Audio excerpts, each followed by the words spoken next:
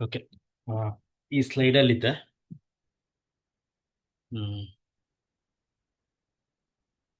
So ಇಲ್ಲಿ ಇನ್ಯಾಂಗ್ನ ಬೈಫಕೇಟ್ ಮಾಡ್ತಾ ಇದ್ವಿ.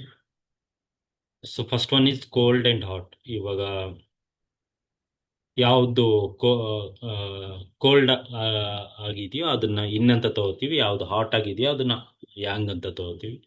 ಸೊ ಕೋಲ್ಡ್ ಇವಾಗ ಫುಡ್ ಅಂತ ಬಂದಾಗ ಕುಕುಂಬರ್ನ ತಗೊಳ್ಳಿ, ಅಥವಾ ಯಾಂಗ್ ಅಂತ ಬಂದಾಗ ಜಿಂಜರ್ನ ತಗೊಳ್ಳಿ. ಹೀಗೆ ಒಬ್ಬ ಒಂದು ಕಂಪ್ಯಾರಿಸನ್ಗೆ ಇನ್ನೊಂದು. ಓಕೆ. Passive and active. ಯಾವುದು ಪ್ಯಾಸಿವ್ ಆಗಿರುತ್ತೆ ಅದು ಇನ್ ಅಂತ ಕನ್ಸಿಡರ್ ಆಗುತ್ತೆ, ಯಾವ್ದು ಆಕ್ಟಿವ್ ಆಗಿರುತ್ತೆ ಅದು ಯಾಂಗ್ ಅಂತ. ಇವಾಗ ಆ, ಒಂದು ಗಿಡ ಪಾಟಲ್ ಇದೆ ಅಂತ ಅಂದ್ರೆ ಅದು ಪ್ಯಾಸಿವ್, ಮೂಮೆಂಟ್ ಇರೋದಿಲ್ಲ, ಅಂದ್ರೆ ಡೈನಮಿಕ್ ಮೂಮೆಂಟ್ ಇರೋದಿಲ್ಲ ಅಂತ ಹೇಳ್ಬಿಟ್ಟು ಬೆಳೆಯುತ್ತೆ, ಆ ಮೂಮೆಂಟ್ ಇರುತ್ತೆ. ಬಟ್ ವೆನ್ ಕಂಪೇರ್ ಟು ಯಾವಾಗ ಒಂದು ಓಡೋ ಯಾವುದೋ ಒಂದು ನಾಯಿ ಅಥವಾ ಕುದುರೆನ ತಗೊಳ್ಳಿ, ರನ್ನಿಂಗ್ ಹಾರ್ಸ್ನ ತಗೊಳ್ಳಿ, ಅದು ಆಕ್ಟಿವ್ ಆಗಿರುತ್ತೆ. ಅದಕ್ಕೂ ಇದಕ್ಕೂ ಕಂಪೇರ್ ಮಾಡಿದಾಗ ಇದು ಇನ್ ಆಗುತ್ತೆ, ಅದು ಯಾಂಗ್ ಆಗುತ್ತೆ. ವೆಟ್ ಮತ್ತೆ ಡೈ. ವೆಟ್ನ ಇನ್ ಅಂತ ತಗೋತೀವಿ, ಡೈನ ಯಾಂಗ್ ಅಂತ ತಗೋತೀವಿ. ವೆಟ್ ಅಂತ ಬಂದಾಗ ಇನ್ಫೆಕ್ಷನ್, ಇನ್ಫೆಕ್ಷನ್ ಕೂಡ it is due to yin. But ಅದೇ ಇನ್ಫ್ಲಮೇಷನ್ ಅಂತ ಬಂದಾಗ ಅದು ಡೈ ಆಗುತ್ತೆ, ಅದು ಯಾಂಗ್ ಇಂದ. There is any imbalance in the yang, inflammation ಆಗುತ್ತೆ ಅಂತ ಹೇಳ್ಬಿಟ್ಟು ತಗೋಬಹುದು. ನೈಟ್ ಅಂಡ್ ಡೇ ನಿಮಗೆ ಗೊತ್ತಿದೆ. Solid and hello.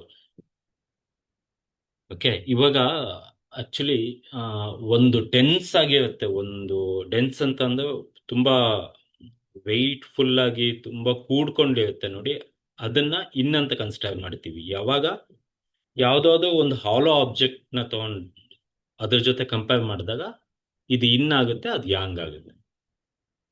ಒಂದು ಎಂಟಿ ಪೈಪ್ ಯಾಂಗ್ ಆಗುತ್ತೆ, ಅದೇ ಒಂದು ಬಾಲ್ ಇನ್ ಆಗುತ್ತೆ. ಸೊ ಇವಾಗ ಆರ್ಗನ್ ವೈಸ್ ಬಂದಾಗ ಕಿಡ್ನಿ ಮತ್ತೆ ಯು ಬಿ ತಗೊಳ್ಳಿ. ಕಿಡ್ನಿನ ಇನ್ ಅಂತೀವಿ, ಯು ಬಿನ ಯಾಂಗ್ ಅಂತೀವಿ.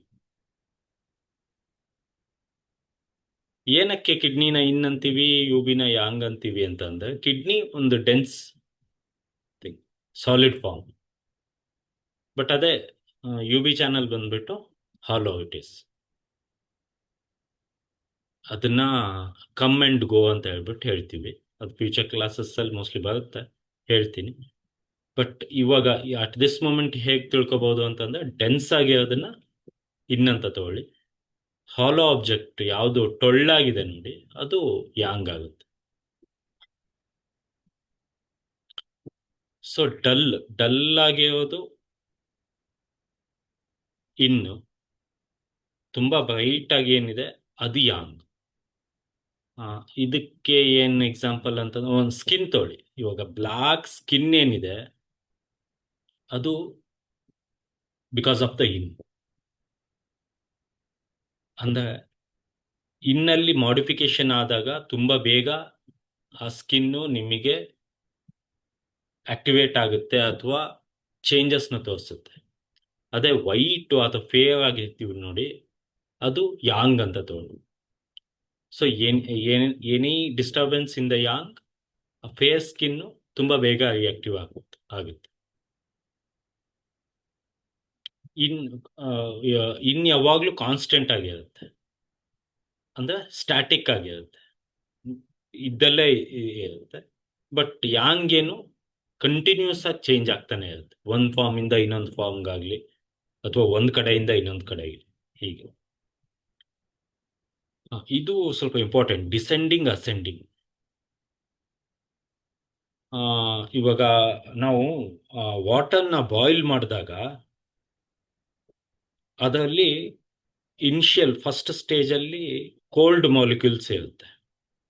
ಅದೇ ನಾವು ಹೀಟ್ ಮಾಡ್ತಾ ಮಾಡ್ತಾ ಮಾಡ್ತಾ ಏನಾಗುತ್ತೆ, ಕೆಲವು ಮಾಲಿಕ್ಯೂಲ್ಸ್ ಹೀಟ್ ಅಪ್ ಆಗುತ್ತೆ, ಬಿಸಿ ಆಗುತ್ತೆ.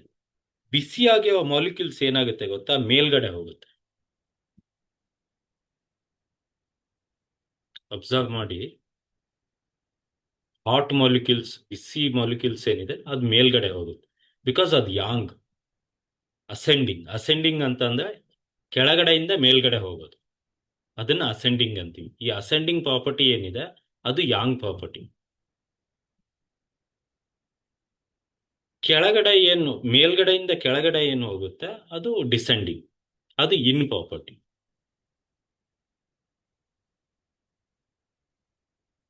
ಓಕೆ.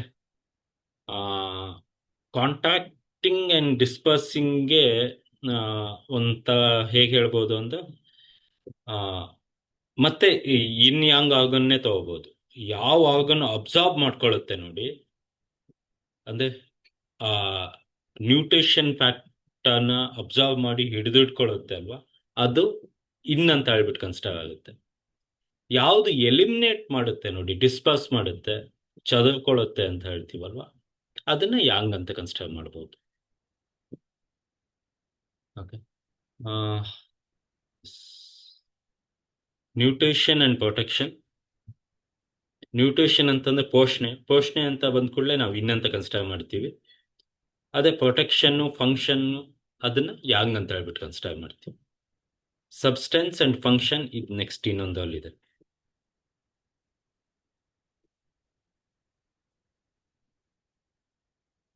ಇದರ್ಥ ಆಯ್ತಲ್ಲ? ಎಕ್ಸ್ಕ್ಯೂಸ್ ಮಿ ಸರ್, ನೀವು ಕಾನ್ಸ್ಟೆಂಟ್ ಮತ್ತೆ ಚೇಂಜಿಂಗ್ ನೀವು ಅಲ್ಲ ಡಲ್ ಸ್ಕಿನ್ದು ಒಂದು ಎಕ್ಸಾಂಪಲ್ ಕೊಟ್ಬಿಟ್ಟು ಹೇಳಿದ್ರಲ್ಲ, ಹಾ. ಡಲ್ ಮತ್ತೆ ಅದನ್ನ ಇನ್ ಸ್ವಲ್ಪ ಎಲಾಬ್ರೇಟ್ ಮಾಡ್ತೀರಾ? ಅಲ್ಲ, ನಾನು ಒಂದ್ ಚಿಕ್ಕ ಎಕ್ಸಾಂಪಲ್ ತಗೊಂಡೆ ಅಷ್ಟೇ. ಇವಾಗ ಡಲ್ ಆಗಿರೋದು ಅಂತಂದ್ರೆ ಇವಾಗ ಬ್ಲ್ಯಾಕ್ ಥಿಂಗ್, ತುಂಬಾ ಆ, ಇವಾಗ ಕನ್ನಡದಲ್ಲಿ ಕಪ್ಪು ಸ್ಕಿನ್ ತಗೊಳ್ಳಿ ಅಥವಾ ಬ್ರೈಟ್ ಸ್ಕಿನ್ ತಗೊಳ್ಳಿ, ವೈಟ್ ಸ್ಕಿನ್ ತಗೊಳ್ಳಿ, ಜಸ್ಟ್ ಎರಡು ಕಲರ್ನ ಕಂಪೇರ್ ಮಾಡಿದಾಗ ಡಲ್ ಆಗಿ ಯಾವ್ದಿದೆ ಅದು ಇನ್ ಡಾಮಿನೆಂಟ್ ಆಗಿರುತ್ತೆ. ಎನಿ ಇನ್ನಲ್ಲಿ ಏನೇ ಚೇಂಜಸ್ ಇತ್ತು ಅಂದ್ರೆ ಆ ಸ್ಕಿನ್ ತುಂಬಾ ಬೇಗ ರಿಯಾಕ್ಟ್ ಆಗುತ್ತೆ. ಬಟ್ ಅದೇ ಇವಾಗ ವೈಟ್ ಸ್ಕಿನ್ ಅಥವಾ ಫೇರ್ ಸ್ಕಿನ್ ತಗೊಂಡಾಗ ಅದು ಯಾಂಗ್ ಇಂದ ತುಂಬಾ ಬೇಗ ರಿಯಾಕ್ಟ್ ಆಗುತ್ತೆ. ಯಾಂಗ್ ಅಲ್ಲಿ ಏನೇ ಯಾವುದೇ ಒಂದು ಚಿಕ್ಕ ಚೇಂಜಸ್ ಆಯ್ತು ಅಂದ್ರೂ ಆ ಫೇರ್ ಸ್ಕಿನ್ ತುಂಬಾ ಬೇಗ ರಿಯಾಕ್ಟ್ ಆಗೋದಕ್ಕೆ ಸ್ಟಾರ್ಟ್ ಆಗುತ್ತೆ.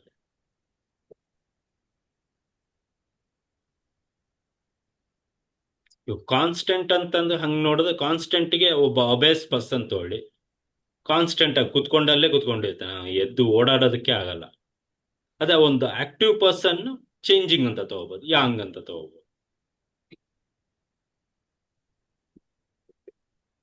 Thank you sir.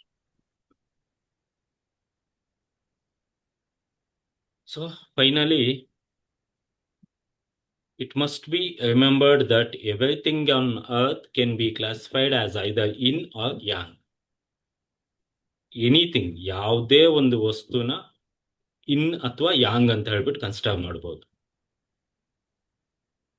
ಆ ಒಂದು ಸಿಂಗಲ್ ವಸ್ತುಲ್ ಕೂಡ ಇನ್ ಯಾಂಗ್ ಅಂತ ನೋಡ್ಬೋದು. ಇವಾಗ ಹ್ಯೂಮನ್ ಬಾಡಿನ ಇನ್ ಯಾಂಗ್ ಅಂತ ತಗೊಂಡ್ರೆ, ಅದ್ರಲ್ಲಿ ಇನ್ ಅಂತ ಅಥವಾ ಯಾಂಗ್ ಅಂತ, ಮೇಲ್ನ ಇನ್ನು ಅಥವಾ ಯಾಂಗ್ ಅಂತ ತಗೊಂಡ್ರೆ ಆ ಯಾಂಗ್ ಅಲ್ಲಿ ಕೂಡ ಇನ್ ಯಾಂಗ್ ನೋಡ್ಬೋದು. So I now go on to explain how these classification can be used to diagnose disease states. So ಇವಾಗ ಇನ್ ಯಾಂಗ್ ನಮಗೆ ಅರ್ಥ ಆಗಿದೆ, ಇನ್ ಯಾಂಗ್ ನ ಬೈಫಕೇಟ್ ಮಾಡೋದು ನಮಗೆ ಅರ್ಥ ಆಗಿದೆ ಅಲ್ವಾ? ಸೊ ಇವಾಗ ಡಿಸೀಸ್ ವೈಸ್, ಇವಾಗ ಪರ್ಟಿಕ್ಯುಲರ್ ಏಲ್ಮೆಂಟ್ಸ್ಗೆ, ಡಿಸೀಸ್ಗೆ ಹೋಗ್ತಾ ಇದೀವಿ. ಸೊ ಇವಾಗ ಬೈಫರ್ಕೇಶನ್ ಅಲ್ಲಿ ಯಾವುದೇ ರೀತಿ ನಮಗೆ ಡೌಟ್ಸ್ ಇರಬಾರ್ದು. ಅವಾಗ ಡಿಸೀಸ್ ನ ಡಯಾಗ್ನೈಸ್ ಮಾಡೋದು ಈಸಿ ಆಗುತ್ತೆ. ನಮಗೆ ಬೈಫರ್ಕೇಶನ್ ಅಲ್ಲೇ ಡೌಟ್ ಇದೆ ಅಂತ ಅಂದ್ರೆ ಡಿಸೀಸ್ ಡಯಾಗ್ನೈಸ್ ಮಾಡೋದ್ರಲ್ಲಿ ಸ್ವಲ್ಪ ತಡಕ ಆಡ್ತೀವಿ ಅವಾಗ. ಸೊ ಏನೇ ಡೌಟ್ ಇಟ್ಕೋಬೇಡಿ, ಯಾಕಂದ್ರೆ ಇವಾಗ ಮತ್ತೆ ಕಾಂಪ್ಲಿಕೇಟ್ ಆಗ್ತಾ ಹೋಗ್ತಾ ಮತ್ತೆ ಕಾಂಪ್ಲಿಕೇಟ್ ಆಗ್ತಾ ಹೋಗುತ್ತೆ. ಇಲ್ಲಿಂದಾನೇ ನೀವು ಅರ್ಥ ಮಾಡ್ಕೊಂತ ಬಂದ್ರೆ ನೆಕ್ಸ್ಟ್ ಕಾಂಪ್ಲಿಕೇಶನ್ಸ್ ಆಗಲ್ಲ. ಬೇಸಿಕ್ ಮಾತ್ರ ಸ್ಟ್ರಾಂಗ್ ಆಗಿರ್ಬೇಕು.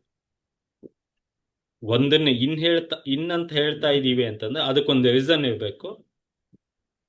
ಇನ್ನೊಂದನ್ನ ಯಾಂಗ್ ಅಂತ ಹೇಳ್ತಾ ಇದೀವಿ ಅಂತ ಅಂದ್ರೂ ಅದರಲ್ಲಿ ಅಟ್ಲೀಸ್ಟ್ ಯಾವ್ದಾದ್ರು ಒಂದು ಯಾಂಗ್ ಪ್ರಾಪರ್ಟಿ ಇರಬೇಕು. ಯಾಂಗ್ ಡಾಮಿನೆಂಟ್ ಪ್ರಾಪರ್ಟಿ ಇರ್ಬೇಕು. ಸಾರಿ, ಯಾಂಗ್ ಡಾಮಿನೆಂಟ್ ಪ್ರಾಪರ್ಟಿ ಇರ್ಬೇಕು.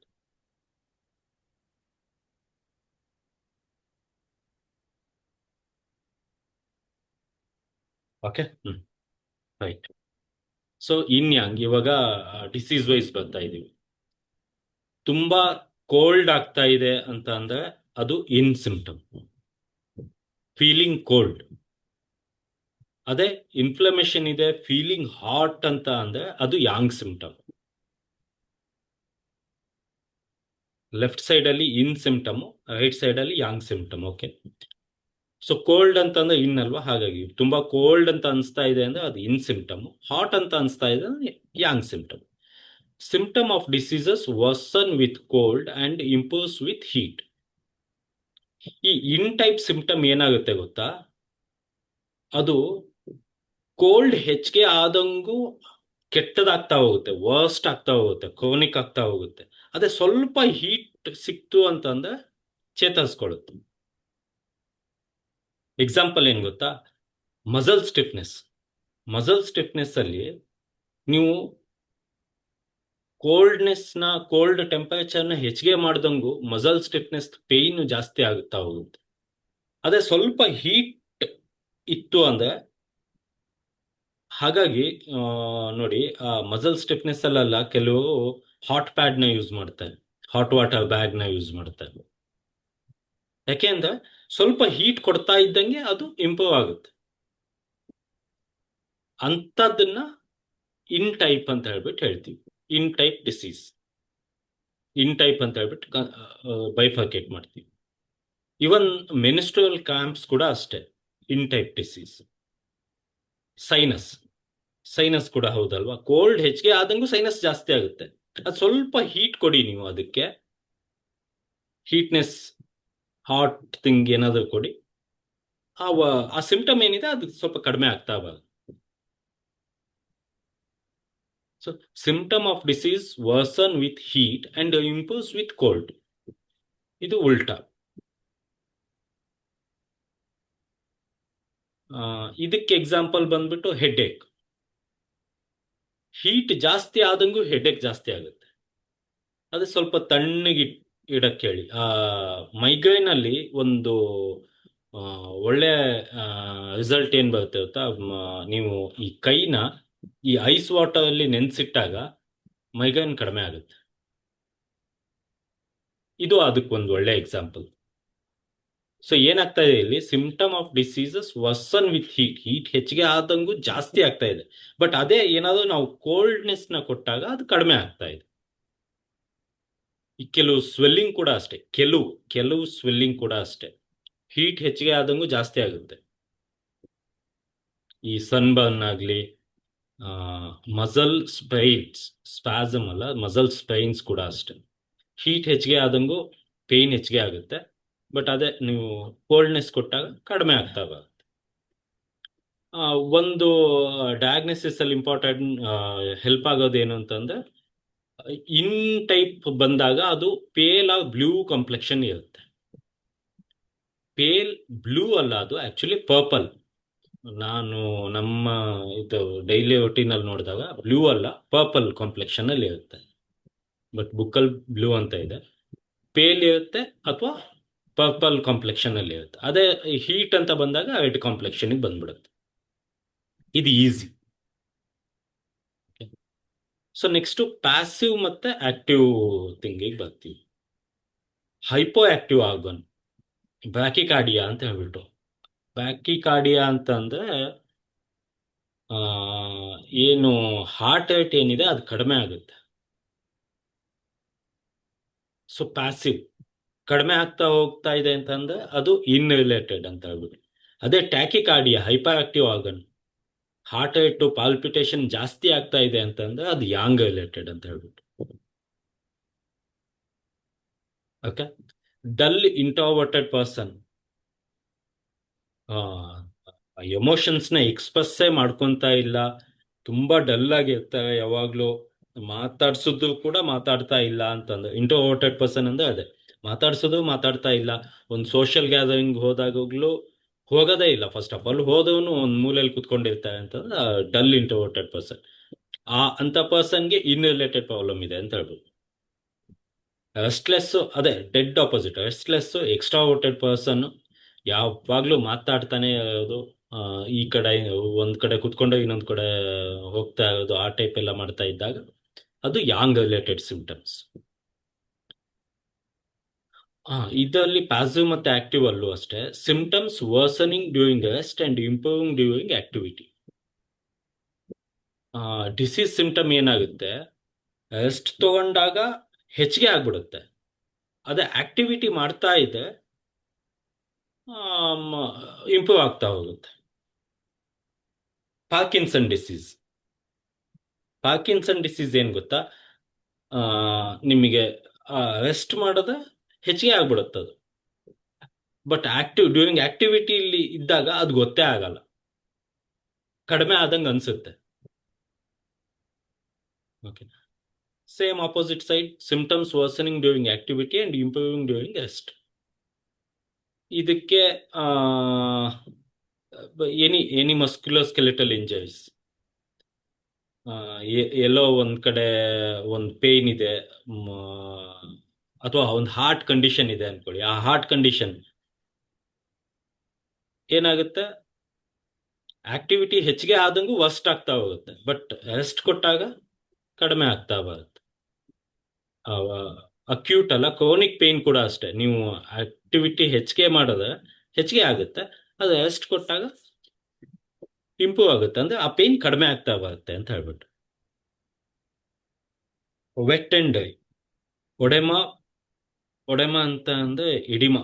ಈ ಪಿಟ್ಟೆಡ್ ಎಡಿಮಾ, ನಾನ್ ಪಿಟ್ಟೆಡ್ ಎಡಿಮಾ ಅಂತೀವಲ್ವಾ, ಅದು ಎಡಿಮಾ, ಮ್ಯೂಕಸ್, ಎಕ್ಸಸ್ ಫ್ಲೂಯಿಡ್. ಇದೆಲ್ಲ ಬಂದ್ಬಿಟ್ಟು ಇನ್ ಟೈಪ್. ಅದೇ ಡ್ರೈನೆಸ್ ಇದೆ, ಸ್ಕಿನ್ ಡ್ರೈ ಆಗ್ತಾ ಇದೆ, ಕೂದಲು ಡ್ರೈ ಆಗ್ತಾ ಇದೆ, ಕೂದಲು ಹೇರ್ ಫಾಲ್ ಆಗ್ತಾ ಇದೆ, mucus membranes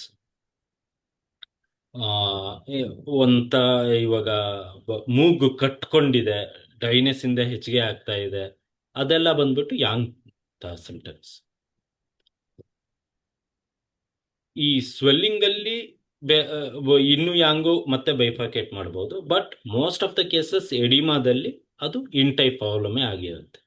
because excess fluid ಬಂದ್ಬಿಟ್ಟು ಒಂದ್ ಕಡೆ ಸ್ಟೋರ್ ಆಗುತ್ತಲ್ವಾ, ಸೊ ಅದು ಫ್ಲೂಯಿಡ್ ಅಂತ ಬಂದಾಗ ಇನ್ ಟೈಪ್ ಪ್ರಾಬ್ಲಮ್.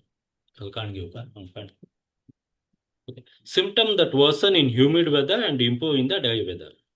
ಈ ಇನ್ ಟೈಪ್ ಏನೇನಿದೆ ವೆಟ್ ಟೈಪ್ ಪ್ರಾಬ್ಲಮ್ಸ್, ಅದು ಹ್ಯೂಮಿಡ್ ವೆದರ್ ಅಲ್ಲಿ ಹೆಚ್ಚಿಗೆ ಆಗುತ್ತೆ, ಅಂದ್ರೆ ವರ್ಸ್ಟ್ ಆಗ್ತಾ ಹೋಗುತ್ತೆ, ಆ ಡಿಸೀಸ್ ಕಂಡೀಷನ್ ವರ್ಸ್ಟ್ ಆಗ್ತಾ ಹೋಗುತ್ತೆ. ಬಟ್ ಅದೇ ಡ್ರೈ ವೆದರ್ ಅಂತ ಬಂದಾಗ ಕಡಿಮೆ ಆಗ್ತಾ ಬರುತ್ತೆ, ಅಂದ್ರೆ ಗುಣ ಆಗ್ತಾ ಬರುತ್ತೆ, ಇಂಪ್ರೂವ್ ಆಗ್ತಾ ಬರುತ್ತೆ.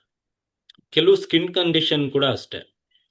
ಆ ಮ್, ಅದು ಒಂದು ಹ್ಯೂಮಿಡ್ ವೆದರ್ ಅಲ್ಲಿ ಹೆಚ್ಚಿಗೆ ಆಗ್ತಾ ಬರುತ್ತೆ, ಹೆಚ್ಚಿಗೆ ಇರುತ್ತೆ. ಬಟ್ ಅದು ಡ್ರೈ ವೆದರ್ ಬಂದಾಗ ಸ್ಕಿನ್ ಇರಿಟೇಷನ್, ರ್ಯಾಷಸ್ ಕಡಿಮೆ ಆಗ್ತಾ ಬರುತ್ತೆ. ಓಕೆ. ಸೊ ಈ ಯಾಂಗ್ ಸಿಂಪ್ಟಮ್ಸ್ ಅಲ್ಲಿ brittle of nails, tendons and bones. ಯಾಕೆ ಅಂತಂದ್ರೆ ಡ್ರೈನೆಸ್ ಹೆಚ್ಚಿಗೆ ಆಗ್ತಾ ಇರುತ್ತೆ, ಅವಾಗ ಬ್ರಿಟಲ್ನೆಸ್ ಬರುತ್ತೆ. Symptoms that worsen in dry weather and improve in humid weather. ಅಂದ್ರೆ ಈ ಕೆಲವು ಸಿಂಪ್ಟಮ್ ಏನಾಗುತ್ತೆ, ಡ್ರೈ ವೆದರ್ ಅಂದ್ರೆ ಸಮ್ಮರ್ ನಲ್ಲಿ ಕೆಟ್ಟದಾಗ್ತಾ ಹೋಗುತ್ತೆ, ಅಂದ್ರೆ ವರ್ಸ್ಟ್ ಆಗ್ತಾ ಹೋಗುತ್ತೆ. But humid weather, cold weather ಅಲ್ಲಿ ಕಡಿಮೆ ಆಗ್ತಾ ಬರುತ್ತೆ, ಇಂಪ್ರೂವ್ ಆಗ್ತಾ ಬರುತ್ತೆ. ಓಕೆ. ಅಂತ ಕೆಲವು ಸೈನಸ್ನು ಇದಕ್ಕೆ ತಗೋಬಹುದು. Few types of. Okay.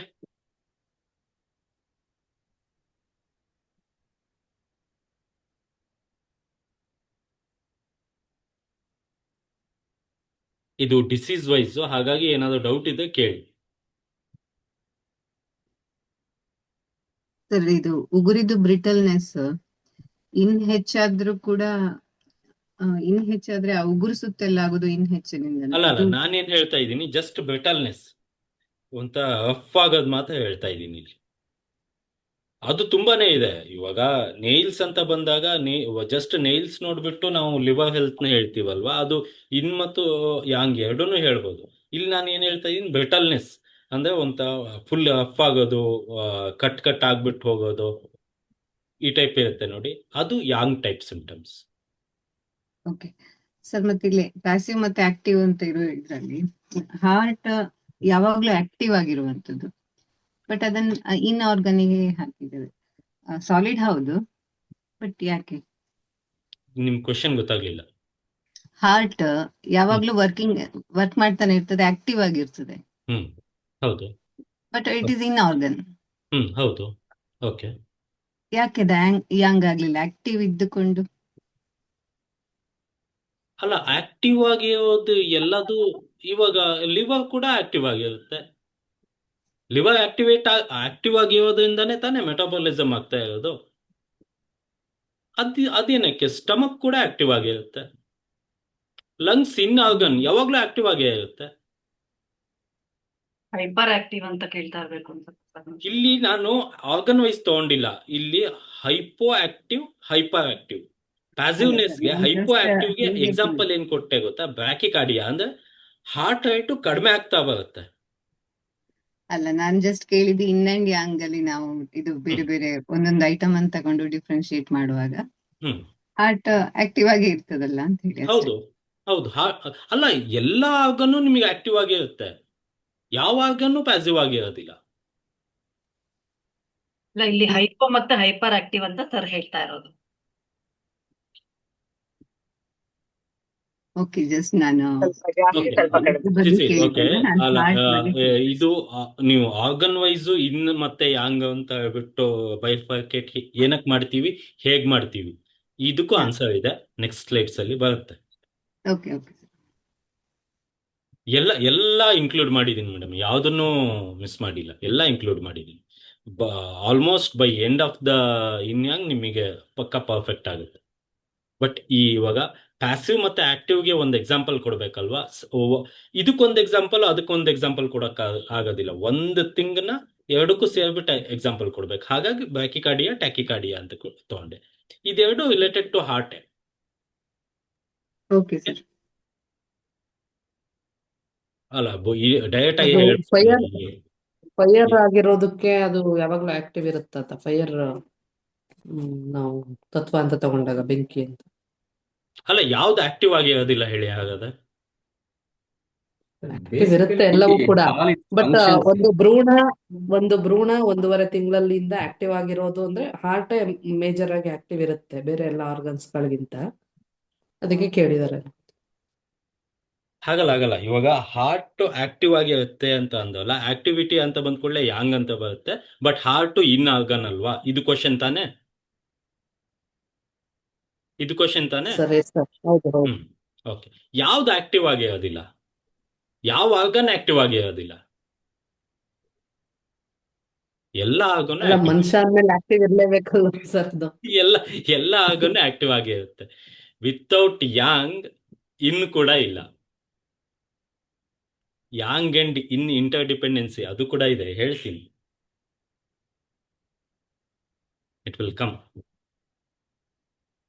But ಅದೇ ಆಕ್ಟಿವ್ ಆರ್ಗನ್ ಅಂತಂದ್ರೆ ಎಲ್ಲ ಆರ್ಗನ್ ಆಕ್ಟಿವ್, ಎಲ್ಲ ಆರ್ಗನ್ ಆಕ್ಟಿವ್ ಆಗಿರೋದ್ರಿಂದ ನಾವು ಹೆಲ್ದಿ ಆಗಿರ್ತೀವಿ.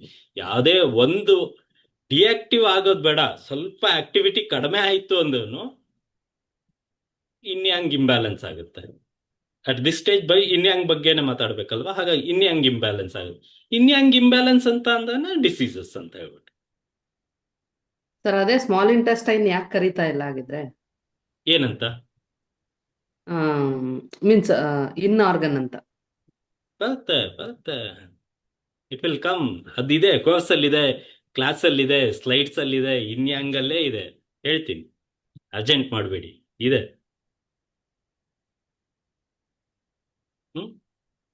ಈ ಸ್ಲೈಡ್ ಡಿಸೀಸ್ ವೈಸ್ ಇತ್ತಲ್ವಾ? ಹಾಗಾಗಿ ಇದರಲ್ಲಿ ಏನಾದ್ರು ಡೌಟ್ ಇದೆ ಕೇಳಿ. ಸ್ಲೈಡ್ ವೈಸ್ ಎಲ್ಲ ಇದೆ, ಎಲ್ಲ ಹೇಳ್ತೀನಿ.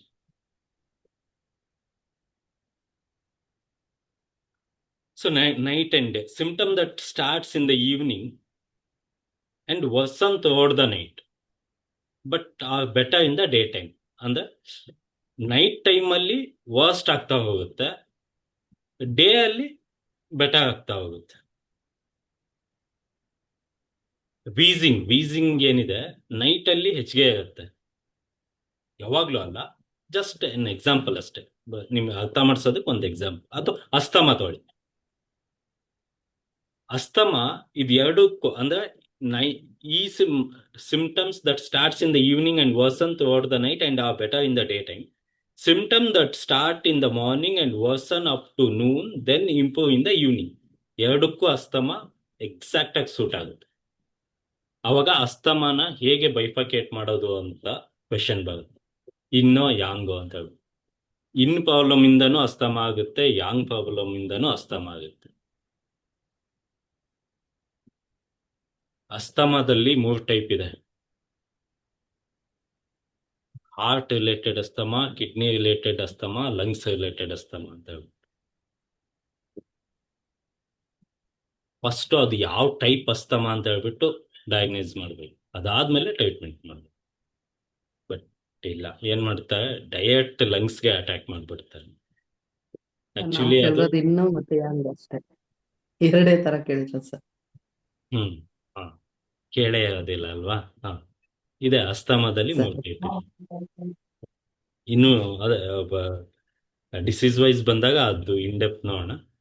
ಬಟ್ ಕೆಲವು ಇವಾಗ ಆಂಗ್ಸೈಟಿ, ವೀಸಿಂಗು ಇವೆಲ್ಲ ನೈ ಈ symptom that starts in the evening and worsen throughout the night. Night ಸಂಜೆ ಆಗ್ತಾ ಇದ್ದಂಗೆ ಹೆಚ್ಚಿಗೆ ಆಗುತ್ತೆ, ಬಟ್ ಡೇ ಟೈಮಲ್ಲಿ ಕಡಿಮೆ ಆಗುತ್ತೆ.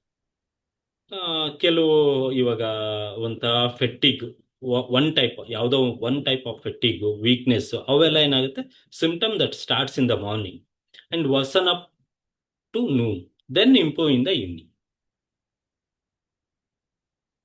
ಡೇ ಟೈಮಲ್ಲಿ ಅಂದ್ರೆ ಯಾಂಗ್ ರೈಸಿಂಗ್ ಟೈಮಲ್ಲಿ ವರ್ಸ್ಟ್ ಆಗ್ಬಿಟ್ಟಿರುತ್ತೆ, ಬಟ್ ಈವ್ನಿಂಗ್ ಆಗ್ತಾ ಆಗ್ತಾ ಹೋದಂಗೂ ಇಂಪ್ರೂವ್ ಆಗ್ತಾ ಹೋಗುತ್ತೆ. ಕೆಲವರಿಗೆ ಕೆಲವು ಸುಸ್ತು ಕೂಡ ಅಷ್ಟೇ, ಬೆಳಗ್ಗೆ ಹೆಚ್ಚಿಗೆ ಇರುತ್ತೆ, ಬಟ್ ನೈಟ್ ಆಗ್ತಾ ಆಗ್ತಾ ಹೋದಂಗೂ ಅದು ಇಂಪ್ರೂವ್ ಆಗ್ತಾ ಹೋಗುತ್ತೆ.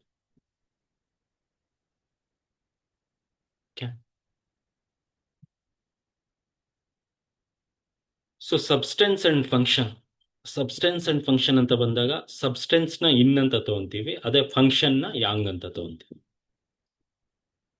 Thickness of hair, skin, body weight, quantity of food, mucus, stool, urine, anything that could be quantified.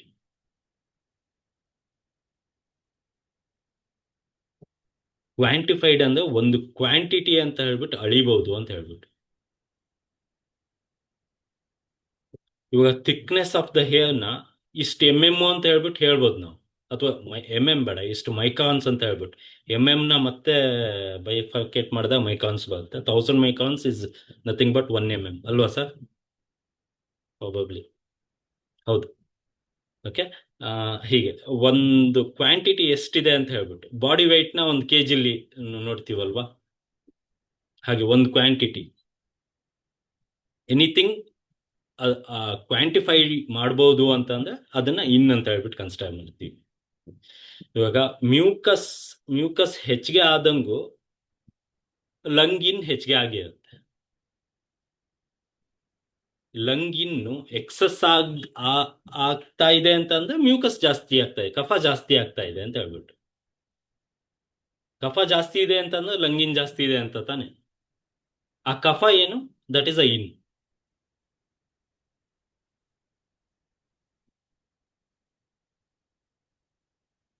ಕೂದಲು ಎಷ್ಟು ಜಾಸ್ತಿ ಇದೆಯೋ ಅಷ್ಟು ಕಿಡ್ನಿ ಇನ್ ಜಾಸ್ತಿ ಇದೆ ಅಂತ ಹೇಳ್ಬಿಟ್ಟು. ಕೂದಲು ಕಡಿಮೆ ಆಗ್ತಾ ಇತ್ತು ಅಂತಂದ್ರೆ ಕಿಡ್ನಿ ಇನ್ ಕಡಿಮೆ ಆಗ್ತಾ ಇದೆ ಅಂತ ಹೇಳ್ಬಿಟ್ಟು ಅರ್ಥ. ಯಾಕೆಂದ್ರೆ ಹೆಡ್ ಹೇರ್ ಬಂದ್ಬಿಟ್ಟು it is related to kidney, body hair ಬಂದ್ಬಿಟ್ಟು it is related to lungs.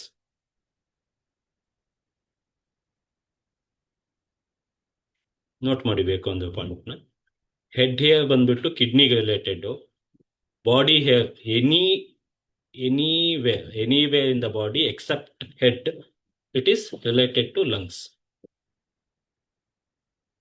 So head hair ಮೇಲ್ಗಡೆ ಆರಾಮಕ್ಕೆ ಏನಕ್ಕೆ ಹಾಕಿದೀವಿ, ಹೆಡ್ ಹೇರ್ ಹೊಟ್ಟೋಗ್ತಾ ಇದೆ ಅಂತಂದ್ರೆ ಇಲ್ಲಿ ಕಿಡ್ನಿ ಡೌನ್ ಆಗ್ತಾ ಇದೆ ಅಂತ ಹೇಳ್ಬಿಟ್ಟು ಅರ್ಥ. ಓಕೆ, ಸೊ ಫಂಕ್ಷನ್ ಅಂತ ಬಂದಾಗ hypo function of the organs. ಇದನ್ನ ಕ್ವಾಂಟಿಫೈ ಮಾಡ್ತೀವಿ. ಬಟ್ ಇಲ್ಲಿ ಫಂಕ್ಷನ್ ಅಂತ ಬಂದಾಗ ಅದು ಹೈಪರ್ ಆಗಿದೆಯೋ ಹೈಪೋ ಆಗಿದೆಯೋ, ಕಡಿಮೆ ಫಂಕ್ಷನ್ ಮಾಡ್ತಾ ಇದೆಯೋ ಹೆಚ್ಚಿಗೆ ಫಂಕ್ಷನ್ ಮಾಡ್ತಾ ಇದೆಯೋ, ಫಂಕ್ಷನಲ್ ಆಸ್ಪೆಕ್ಟ್ ನೋಡ್ತಾ ಇದೀವಿ. ಅದನ್ನ ಯಾಂಗ್ ಅಂತ ತಗೊಂತೀವಿ. ನೋಡಿ, ಇಲ್ಲಿ ಅರ್ಥ ಮಾಡ್ಕೋಬೇಕು, this is important. Functional aspect ಏನಿದೆ ಅದು ಯಾಂಗ್, ಅದು ಹೆಚ್ಚಿಗೆನೋ ಕಡಿಮೆನೋ ಅದು ಸಂಬಂಧ ಇಲ್ಲ. ಫ್ರೀಕ್ವೆಂಟ್ ಅಂಡ್ ಅರ್ಜೆಂಟ್ ಸ್ಟೂಲ್ಸ್, ಅವಾಗ ಲಾರ್ಜ್ ಇಂಟೆಸ್ಟೈನ್ ಫಂಕ್ಷನ್ ಹ್ಯಾಂಪರ್ ಆಗಿದೆ, ಅಂದ್ರೆ ಹೆಚ್ಚಿಗೆ ಆಗಿದೆ, ಎಕ್ಸಸ್ ಆಗಿದೆ, ಎಕ್ಸಸ್ ಕಂಡೀಷನ್ ಅಲ್ಲಿ ಇದೆ ಲಾರ್ಜ್ ಇಂಟೆಸ್ಟೈನ್ ಫಂಕ್ಷನ್. ಸೊ ಹಾಗಾಗಿ ಫ್ರೀಕ್ವೆಂಟ್ ಅಂಡ್ ಅರ್ಜೆಂಟ್ ಸ್ಟೂಲ್ಸ್ ಆಗ್ತಾ ಇದೆ. ಓನ್ಲಿ ಲಾರ್ಜ್ ಇಂಟೆಸ್ಟೈನ್ ಫಂಕ್ಷನ್ ಹೆಚ್ಚಿಗೆ ಎಕ್ಸಸ್ ಆಗಿರೋದ್ರಿಂದ ಮಾತ್ರ ಫ್ರೀಕ್ವೆಂಟ್ ಅಂಡ್ ಅರ್ಜೆಂಟ್ ಸ್ಟೂಲ್ಸ್ ಆಗಲ್ಲ. ಇದು ಒನ್ ಆಫ್ ದ ಎಕ್ಸಾಂಪಲ್ ಅಷ್ಟೆ. ಇವಾಗ ಯೂರಿನೇಷನ್ ಅಥವಾ ಎಡಿಮೆ ಆಗ್ತಾ ಇದೆ ಕಾಲಲ್ಲಿ, ಯೂರಿನೇಷನ್ ಕ್ವಾಂಟಿಟಿ ಕಡಿಮೆ ಆಗ್ತಾ ಇದೆ ಅಂತಂದ್ರೆ ಕಿಡ್ನಿ ಫಂಕ್ಷನ್ ಲೋ ಆಗಿದೆ ಅಂತ ಹೇಳ್ಬಿಟ್ಟು ಅರ್ಥ. ಫಂಕ್ಷನಲ್ ಆಸ್ಪೆಕ್ಟ್ ನ ಯಾಂಗ್ ಅಂತ ತಗೊಂತೀವಿ.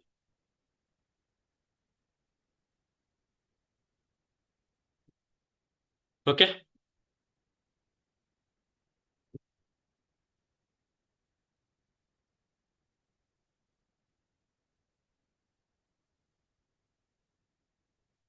Next slide ಹೋಗ್ಬೋದಾ?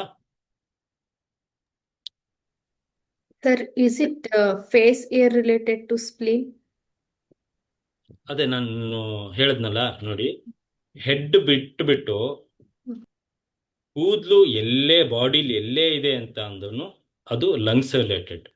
ಹೆಡ್ ಹೇರ್ ಬಂದ್ಬಿಟ್ಟು ಕಿಡ್ನಿ ರಿಲೇಟೆಡ್. Okay. ಹಾಗಿದ್ರೆ ಫೇಸ್ ಏರ್ ಕೂಡ ಲಂಗ್. ಫೇಸ್ ಡಯಾಗ್ನೋಸಿಸ್ ಅಲ್ಲಿ ಇದಿಷ್ಟು ಪಾರ್ಟ್ ತಗೊಂಡಾಗ ಮತ್ತೆ ಡಿಫರೆಂಟ್ ಆಗುತ್ತೆ. ಇದು ನಿಮ್ ಕೈ, ಬಟ್ ನೀವು ಸುಜೋಕ್ ಅಂತ ತಗೊಂಡಾಗ ಇದೇ ನಿಮ್ ಬಾಡಿ ಅಲ್ವಾ, ಚೇಂಜ್ ಆಯ್ತಲ್ವಾ ಸರ್ ಬಾಡಿ. ಹಾಗಿದ್ರೆ PCOD-ನ ನಾವು ಲಂಗ್ಸ್ ಮೇಲೆ ಟ್ರೀಟ್ ಮಾಡ್ಬೇಕಾಗುತ್ತಾ ಅಂತ? PCOS ಅಂತ ಬಂದಾಗ ಏನಕ್ಕೆ ಅದು ಬಂತು ಇವಾಗ ಹೇಳಿ? ಏನ್ ಹೇಳಿ ಸರ್? ಏನಕ್ಕೆ ಆ ಕ್ವಶನ್ ಬಂತ ಹೇಳಿ? ಫೇಸ್ ಹೇರ್ ಅಂತ ಬಂತಲ್ಲ ಸರ್, ಅದಕ್ಕೆ.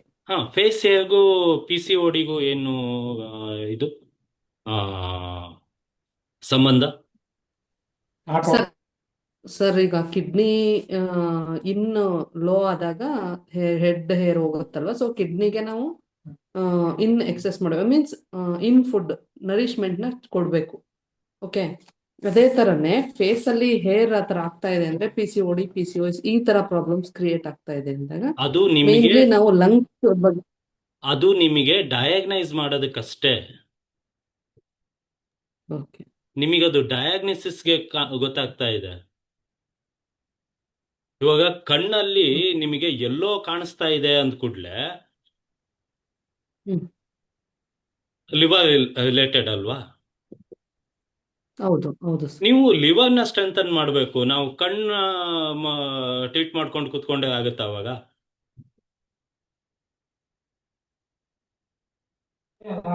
PCOD, PCOS ಬಂದ್ಬಿಟ್ಟು ಹಾರ್ಮೋನಲ್ ಸಿಂಡ್ರೋಮ್. ಅದು ರಿಲೇಟೆಡ್ ಕಿಡ್ನಿ ಮತ್ತೆ ಯೂಟರಸ್ಗೆ.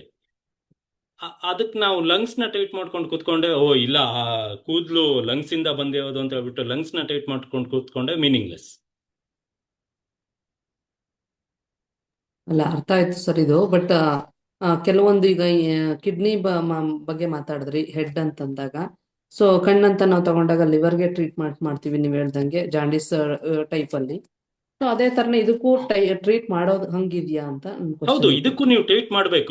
ಏನ್ ಟ್ರೀಟ್ ಮಾಡಬೇಕು? ಕಿಡ್ನಿ, ಮತ್ತೆ ಯೂಟರ್ಸ್ ನ ಟ್ರೀಟ್ ಮಾಡಬೇಕು. ಲಂಗ್ಸ್ ನ ಮುಟ್ಟ ಆಗಿಲ್ಲ. ಲಂಗ್ಸ್ ಮುಟ್ಟೋದಕ್ಕೆ ಮೀನಿಂಗೇ ಇಲ್ಲ. ಕಿಡ್ನಿ, ಯೂಟರ್ಸ್ ನ ಟ್ರೀಟ್ ಮಾಡಿ ಸರಿ ಹೋಗುತ್ತೆ. ಆಕ್ಚುಲಿ ಅದ್ರ ಜೊತೆಗೆ ಲಿವರ್ ಮತ್ತೆ ಸ್ಪ್ಲಿನ್ ನ ಕೂಡ ಟ್ರೀಟ್ ಮಾಡಬೇಕು PCOD, PCOS ಅಲ್ಲಿ.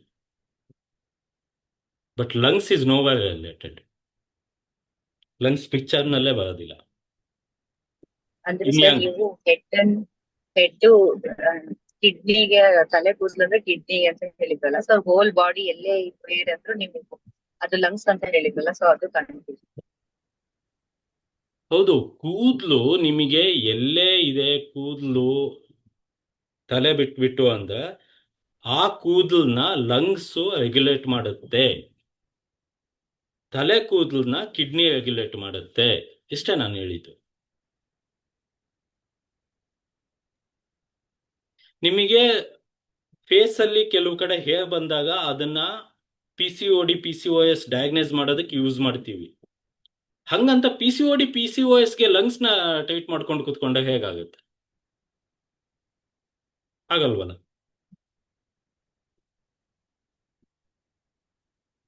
ಹಾಗಾಗಿ ನಾನು ಕಣ್ಣದ ಎಕ್ಸಾಂಪಲ್ ಕೊಟ್ಟೆ. ಡಯಾಗ್ನೋಸಿಸ್ ಡಿಫರೆಂಟು, ನೀವು ಟ್ರೀಟ್ಮೆಂಟ್ ಡಿಫರೆಂಟ್.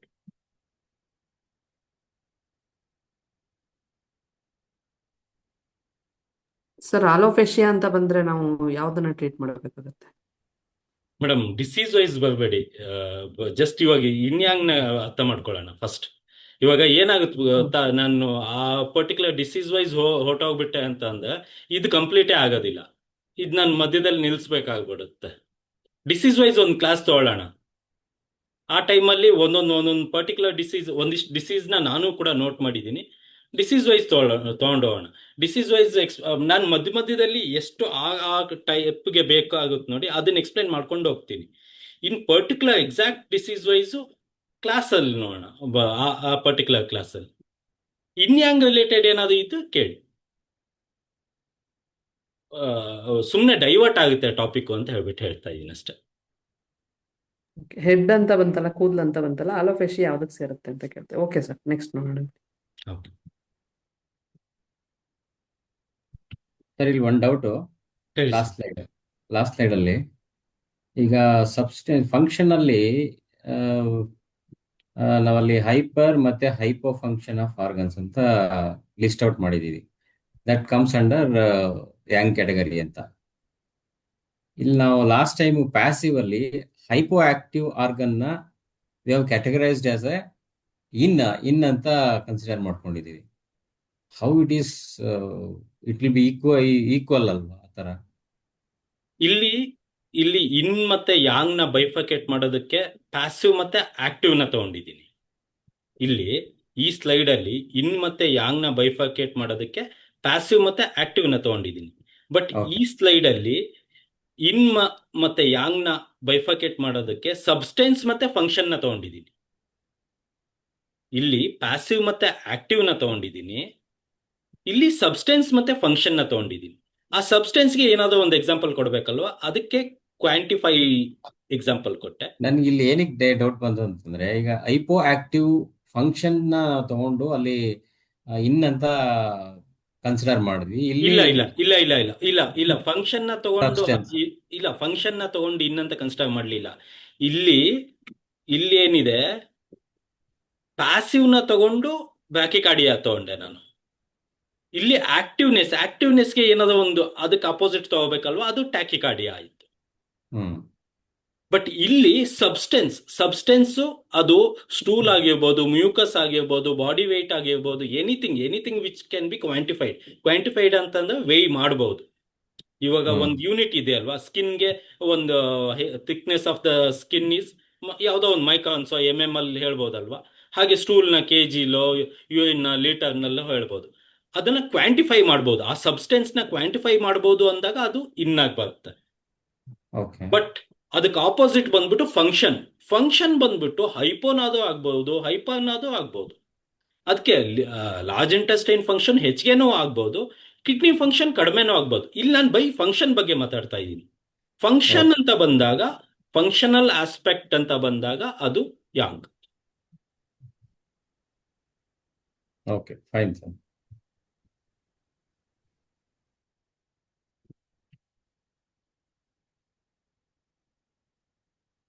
ಸೊ ಮತ್ತೆ ಇನ್ಯಾಂಗ್ನ ಬೈಫರ್ಕೇಟ್ ಮಾಡಕ್ ಹೋದ್ರೆ, if one wakes from sleep at night with a bad headache, this could be yin dominant headache.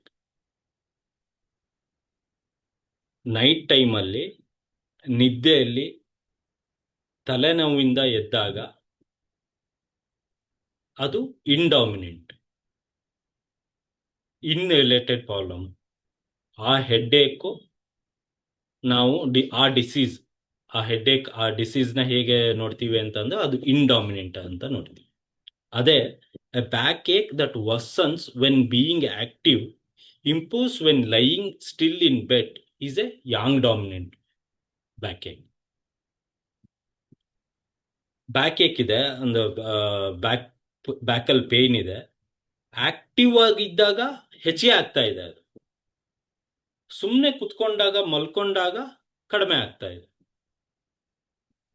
ಅದು ಯಾಂಗ್ ರಿಲೇಟೆಡ್, ಯಾಂಗ್ ಡಾಮಿನೆಂಟ್.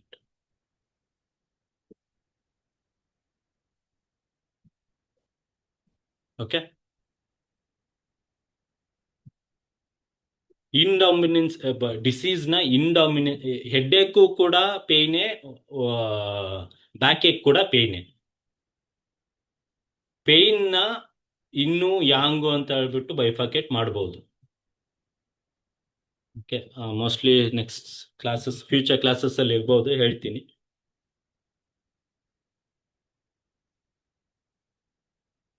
ಇನ್ನು ಡಾಮಿನೆಂಟ್ ಆಗಿದ್ದಾಗ ಅಂದ್ರೆ ಯಾವಾಗ ನೈಟ್ ಟೈಮಲ್ಲಿ ಇಂಡಾಮಿನೆಂಟ್ ಆಗಿರುತ್ತೆ. ಆ ಟೈಮಲ್ಲಿ ಯಾವುದೇ ರೀತಿ ಪೇನ್ ಬಂತು ಅಂತ ಅಂದ್ರೆ ಅದು ಇಟ್ ಈಸ್ ರಿಲೇಟೆಡ್ ಟು ಇನ್. ಅದೇ ಒನ್ ಟೈಪ್ ಆಫ್ ಪೇನ್, ಇಲ್ಲಿ ಬೆಳಗ್ಗೆ ಅಂತ ತಗೊಂಡಿಲ್ಲ ನೋಡಿ, ಇಲ್ಲಿ ಬೆಳಗ್ಗೆ ಅಂತ ತಗೊಂಡಿಲ್ಲ. ಒನ್ ಟೈಪ್ ಆಫ್ ಪೇನ್ ನಿಮಗೆ ಆಕ್ಟಿವ್ ಆಗಿದ್ದಷ್ಟು ವರ್ಸ್ಟ್ ಆಗ್ತಾ ಇದೆ, ಬಟ್ ನೀವು ಪ್ಯಾಸಿವ್ ಆಗಿದ್ದಾಗ ಕಡಿಮೆ ಆಗ್ತಾ ಇದೆ. ಆಕ್ಟಿವ್ ಅಂತ ಅಂದ್ರೆ ಏನು? ಯಾಂಗ್. ಪ್ಯಾಸಿವ್ ಅಂದ್ರೆ ಏನು? ಇನ್. ಆಕ್ಟಿವ್ ಆಗಿದ್ದಾಗ ವರ್ಸ್ಟ್ ಆಗ್ತಾ ಇದೆ ಅದು backache. That is yang dominant, yang related. Okay, less urination and a full bladder as in hypertrophy of the prostate gland is a indominant state with a poor function of the bladder. Hypertrophy of the prostate gland ಅಂದ್ರೆ benzene ಪ್ರೋಸ್ಟೇಟಿಕ್ ಹೈಪರ್ಲೋಪ್ಸಿಯಾ ಅಂತ ಹೇಳ್ಬಿಟ್ಟು ಅಲೋಪತಿಲಿ ಹೇಳ್ತಾರೆ. ಅದಕ್ಕೆ ಒಂದು name. ಇದು ಬಂದ್ಬಿಟ್ಟು age related. ಸರಿ, okay, ಇದು ಬಂದ್ಬಿಟ್ಟು ಈ ಡಿಸೀಸ್ ಬಂದ್ಬಿಟ್ಟು ದಿಸ್ ಇಸ್ ಏಜ್ ರಿಲೇಟೆಡ್. ಇದರಲ್ಲಿ ಹಾರ್ಮೋನಲ್ ಚೇಂಜಸ್ ಕೂಡ ಆಗುತ್ತೆ. 80% ಆಫ್ ದ ಟೈಮ್ ಇದು ಜೆನೆಟಿಕ್ ಕೂಡ ಹೌದು. ಟೆಸ್ಟಾಸ್ಟೆರಾನ್ ಮತ್ತೆ ಪ್ರಾಬಬ್ಲಿ ಈಸ್ಟ್ರೋಜನ್ 2 ಹಾರ್ಮೋನ್ ಇದೆ ನೋಡಿ. ಇದು 2 ಹಾರ್ಮೋನ್ ಇಂಬ್ಯಾಲೆನ್ಸ್ ಇಂದ ಪ್ರೋಸ್ಟೇಟ್ ಗ್ಲ್ಯಾಂಡ್ ಎನ್ಲಾರ್ಜ್ಮೆಂಟ್ ಆಗುತ್ತೆ. ಸಿಂಪ್ಟಮ್ ಬಂದ್ಬಿಟ್ಟು ಯೂರಿನೇಷನ್ ವೀಕ್ ಇರುತ್ತೆ, ಅಥವಾ ಇನ್ಕನ್ಸಿಸ್ಟೆನ್ಸಿ ಇರುತ್ತೆ, ಅಥವಾ ಸ್ವಲ್ಪ ಬರ್ನಿಂಗ್ ಇರುತ್ತೆ, ಅಥವಾ ಡಿಫಿಕಲ್ಟಿ ಇರುತ್ತೆ, ಅಥವಾ ಬ್ಲಾಡರ್ ಪೂರ್ತಿ ಖಾಲಿನೇ ಆಗೋದಿಲ್ಲ. ಈ ಟೈಪ್ ಸಿಂಪ್ಟಮ್ಸ್ ಇರುತ್ತೆ. ಇದನ್ನ ಆಲೋಪತಿಲಿ ಆಲ್ಫಾ ಬ್ಲಾಕರ್ಸ್ ಅಂತ ಹೇಳ್ಬಿಟ್ಟು ಒಂದು ಟ್ಯಾಬ್ಲೆಟ್ ಕೊಡ್ತಾರೆ. ಮೆಡಿಕೇಶನ್ ಅಂತ ಬಂದ್ರೆ, ಮೆಡಿಕೇಶನ್ ಅಲ್ಲಿ ಆಗುತ್ತೆ ಅಂತ ಅಂದ್ರೆ, ಇಫ್ ಇನ್ ಕೇಸ್ ಆಗಲ್ಲ ಅಂತಂದ್ರೆ ಸರ್ಜರಿ ಮಾಡಲೇಬೇಕು. ಬಟ್ ನಾವು TCM ಅಲ್ಲಿ ತಗೊಂಡಾಗ ಇದನ್ನ ಕಿಡ್ನಿ ಚಿ ಡಿಫಿಷಿಯನ್ಸಿ ಅಂತ ಹೇಳ್ಬಿಟ್ಟು ತಗೋತೀವಿ. ಪ್ರೋಸ್ಟೇಟ್ ಗ್ಲ್ಯಾಂಡ್ ಎನ್ಲಾರ್ಜ್ಮೆಂಟ್ ಅಥವಾ ಬೆಂಜಿನ್ ಪ್ರೋಸ್ಟೇಟಿಕ್ ಹೈಪರ್ಪ್ಲೇಸಿಯಾ ಅಂತ ಏನಿದೆ, ಅದನ್ನ ಕಿಡ್ನಿ ಚಿ ಡಿಫಿಷಿಯನ್ಸಿ ಅಂತ ತಗೊಂತೀವಿ. ಅದ್ರ ಜೊತೆ ಡ್ಯಾಂಪ್ನೆಸ್ಸು ಕನ್ಸಿಡರ್ ಮಾಡಬೇಕು, ಸ್ಟಾಗ್ನೇಷನ್ ಕೂಡ ಕನ್ಸಿಡರ್ ಮಾಡಬೇಕು.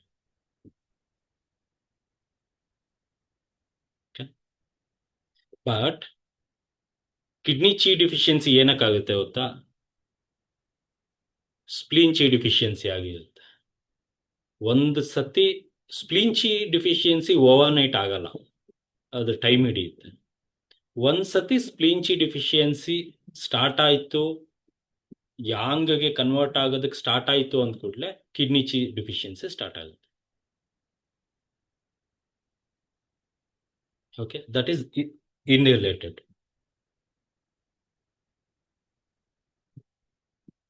less urination and a full bladder, as in hypertrophy of the prostate gland, is a indominant state with a poor function of the bladder. ಅದೇ excessive stress and insufficient sleep could produce a yang dominant tachycardia. ನಿದ್ದೆ ಚೆನ್ನಾಗಿ ಬರಲಿಲ್ಲ ಅಂತಂದ್ರೂ ಅದು ಸ್ಟ್ರೆಸ್ನ create ಮಾಡುತ್ತೆ ಮೈಂಡಲ್ಲಿ. ಅದು intern ಟ್ಯಾಕಿಕಾರ್ಡಿಯಾ ಅಂದ್ರೆ ಹಾರ್ಟ್ ಬೀಟ್ ಪಾಲ್ಪಿಟೇಷನ್ ಜಾಸ್ತಿ ಆಗೋದು, ಇದು ಆಗಿ ಕನ್ವರ್ಟ್ ಆಗುತ್ತೆ. ಅದು ಯಾಂಗ್ ಡಾಮಿನೆಂಟ್ ಆಗ್ಬಿಟ್ಟು ಹೇಳುತ್ತೆ. ಯಾಂಗ್ ಡಾಮಿನೆಂಟ್ ಏನಕ್ಕಾಯ್ತು ಅಂತಂದ್ರೆ ಅಲ್ಲಿ ಪ್ರಾಪರ್ ಇನ್ನೇ ಇರಲಿಲ್ಲ, ಇನ್ಸಫಿಷಿಯಂಟ್ ಸ್ಲೀಪ್ ಅಂತಂದ್ರೆ ಇನ್ ಪ್ರಾಬ್ಲಮ್ ಆಗಿದೆ, ಹಾಗಾಗಿ ಯಾಂಗ್ ಡಾಮಿನೆಂಟ್ ಆಗಿದೆ. Osteoarthritis of the hip joint with pain at the wrist and morning stiffness that improves slowly over the day is a indominant condition. Same thing, disease change. On an surface ನೀವು ಅರ್ಥ ಮಾಡ್ಕೋಬೇಕು ಅಂತಂದ್ರೆ ನೈಟಲ್ಲಿ worst ಆಗ್ತಾ ಇದೆ ಯಾವುದೇ ಒಂದು disease, but day ಟೈಮಲ್ಲಿ ಸ್ವಲ್ಪ ಇಂಪ್ರೂವ್ ಆಗ್ತಾ ಇದೆ ಅಂತಂದ್ರೆ ಅದನ್ನ ಇನ್ ಕ್ಯಾಟಗರಿ ತಗೊಳ್ಳಿ. ಹಾಗೆ ಆಪೋಸಿಟ್, ಡೇ ಟೈಮಲ್ಲಿ ವರ್ಸ್ಟ್ ಆಗ್ತಾ ಇದೆ ಬಟ್ ನೀವು ಇನ್ ಟೈಮಲ್ಲಿ ಅಂದ್ರೆ ನೈಟ್ ಆಗ್ತಾ ಹೋದಂಗೂ ಕಡಿಮೆ ಆಗ್ತಾ ಇದೆ ಅಂತಂದ್ರೆ ಅದನ್ನ ಯಾಂಗ್ ಕ್ಯಾಟಗರಿ ತಗೊಳ್ಳಿ. ಇವಾಗ ಆಸ್ಟಿಯೋಆರ್ಥರೈಟಿಸ್ ಅಲ್ಲೂ ಹಿಪ್ ಪೇನ್ ಆಗುತ್ತೆ, ಇದರಲ್ಲೂ ಅಂತ ಯಾಂಗ್ ಡಾಮಿನೆಂಟ್ ಅಲ್ಲೂ ಹಿಪ್ ಪೇನ್ ತಗೊಂಡಿದ್ದೀವಿ. Hip pain which is better during and after rest and worsens when working and being active. Active ಆಗಿದ್ ಕೂಡಲೇ ಹೆಚ್ಚಿಗೆ ಆಗ್ಬಿಡುತ್ತೆ, ಬಟ್ ರೆಸ್ಟ್ ಮಾಡ್ದಂಗೂ ಕಡಿಮೆ ಆಗುತ್ತೆ. ಇದೇನಕ್ಕೆ ಅಂತಂದ್ರೆ ಆ ಪೇನ್ ಬಂದ್ಬಿಟ್ಟು yang dominant pain. Cough and asthmatic breathing worsening at nights and in the damp cold weather with excessive frothy white mucus is a indominant disease. Asthma ಇನ್ನಿಂದನೂ ಆಗುತ್ತೆ, ಯಾಂಗ್ ಇಂದನೂ ಆಗುತ್ತೆ. ಓನ್ಲಿ ಯಾಂಗ್ ಅಂತ ಏನೂ ಇಲ್ಲ. ಓಕೆ, ಎನಿ ಅಸ್ತಮಾ ಅಥವಾ ಕಾಫು breathing problem ನೈಟಲ್ಲಿ worst ಆಗ್ತಾ ಇದೆ, ನೈಟಲ್ಲಿ ಜಾಸ್ತಿ ಆಗ್ತಾ ಇದೆ, ಅಥವಾ ಕೋಲ್ಡ್ ವೆದರ್ನಲ್ಲಿ ಜಾಸ್ತಿ ಆಗ್ತಾ ಇದೆ, ವೈಟ್ ಮ್ಯೂಕಸ್ ಇದೆ ಅಂದ್ರೆ ಅದು ಇಂಡಾಮಿನೆಂಟ್, ಇನ್ ರಿಲೇಟೆಡ್ ಪ್ರಾಬ್ಲಮ್ ಅಂತ ಹೇಳ್ಬಿಟ್ಟು. ಅದೇ typical seasonal asthma with dry cough and bronchospasm was on exposure to pollen animals. Pollen ಅಂತಂದ್ರೆ ಅದ ಒಂದು ಟೈಪ್ ಆಫ್ ಅನಿಮಲ್ಸ್ ಅಂತಾನೆ ತಗೊಳ್ಳಿ. Is yang dominant in nature. ಇದನ್ನ ಸೀಸನಲ್ ಅಸ್ತಮಾ ಅಂತ ಹೇಳ್ಬಿಟ್ಟು ಹೇಳ್ತೀವಿ. ಕೆಲವು ಸೀಸನ್ಸ್ ಅಲ್ಲಿ ಮಾತ್ರ ಹೆಚ್ಚಿಗೆ ಆಗ್ತಾ ಹೋಗುತ್ತೆ, ಒಬ್ಬೊಬ್ಬರಿಗೆ ಒಂದೊಂದು ಟೈಪ್ ಇರುತ್ತೆ. ಬಟ್ ಈ ಸೀಸನಲ್ ಅಸ್ತಮಾದಲ್ಲಿ ಡ್ರೈ ಕಾಫ್ ಇರುತ್ತೆ, ಮ್ಯೂಕಸ್ ಇರೋದಿಲ್ಲ, ಕಫ ಇರೋದಿಲ್ಲ, ಅದು ಕೂಡ ಅಸ್ತಮಾನೇ. ಕಾಫ್ ಮಾತ್ರ ಡ್ರೈ ಕಾಫ್ ಇರುತ್ತೆ. ಅಂತ ಅಸ್ತಮಾ ನೀವು ಹೇಳಲಿಲ್ಲ ಅಂದ್ರೆ ಅಂತ ಕಾಫ್ನ ಯಾಂಗ್ ಡಾಮಿನೆಂಟ್ ಅಂತ ಹೇಳ್ಬಿಟ್ಟು ಕನ್ಸಿಡರ್ ಮಾಡ್ಬೋದು.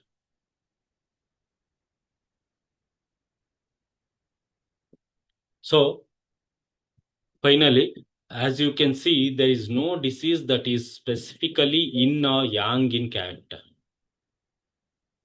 ಯಾವುದೇ ಒಂದು ಡಿಸೀಸ್ನ ಇನ್ ಅಥವಾ ಯಾಂಗ್ ಅಂತ ಹೇಳ್ಬಿಟ್ಟು 100% ಬೈಫರ್ಕೇಟ್ ಮಾಡೋದಕ್ಕೆ ಸಾಧ್ಯನೇ ಇಲ್ಲ. This is determined by the associated symptoms and the cause that worsen or improve these symptoms. ಅಂದ್ರೆ ಅದ್ರ ಜೊತೆಗೆ ಸಿಂಪ್ಟಮ್ಸ್ ವೇನ ಅಂದ್ರೆ ಯಾವ ಟೈಮಲ್ಲಿ ಹೆಚ್ಚಿಗೆ ಆಗ್ತಾ ಇದೆ, ಯಾವ ಟೈಮಲ್ಲಿ ಕಡಿಮೆ ಆಗ್ತಾ ಇದೆ ಅಂತ ಹೇಳ್ಬಿಟ್ಟು ನೋಡ್ಬಿಟ್ಟು ಅದನ್ನ ಡಾಮಿನೆಂಟ್, ಯಾಂಗ್ ಡಾಮಿನೆಂಟೋ ಇನ್ಡಾಮಿನೆಂಟೋ ಅಂತ ಹೇಳ್ಬಿಟ್ಟು ಬೈಫರ್ಕೇಟ್ ಮಾಡ್ಬೋದು. ಈ ಲೈನ್ ಇದೆಯಲ್ಲ, ಇದು ಒಂದು ನ್ಯಾಂಜಿಂಗ್ ಯೂನಿವರ್ಸಿಟಿ ಬುಕ್ದು, ನಂದಲ್ಲ. Once upon a time TCM ಆದಾಗ ಅವ್ರು ಹೇಳಿದ್ದು. ಹಾಗಾಗಿ ಯಾವುದೇ ಒಂದು ಡಿಸೀಸ್ನ ಡಯಾಬಿಟಿಸ್ ದಿಸ್ ಇಸ್ ಇನ್, ಅದು ಯಾಂಗ್ ಅಂತ ಹೇಳ್ಬಿಟ್ಟು ಎಲ್ಲ ಹೇಳೋದಕ್ಕಾಗಲ್ಲ. ಅನಲೈಸ್ ಮಾಡ್ಬೇಕು ಕುತ್ಕೊಂಡು, ಸಿಂಪ್ಟಮ್ಸ್ ಅನಲೈಸ್ ಮಾಡ್ಬೇಕು.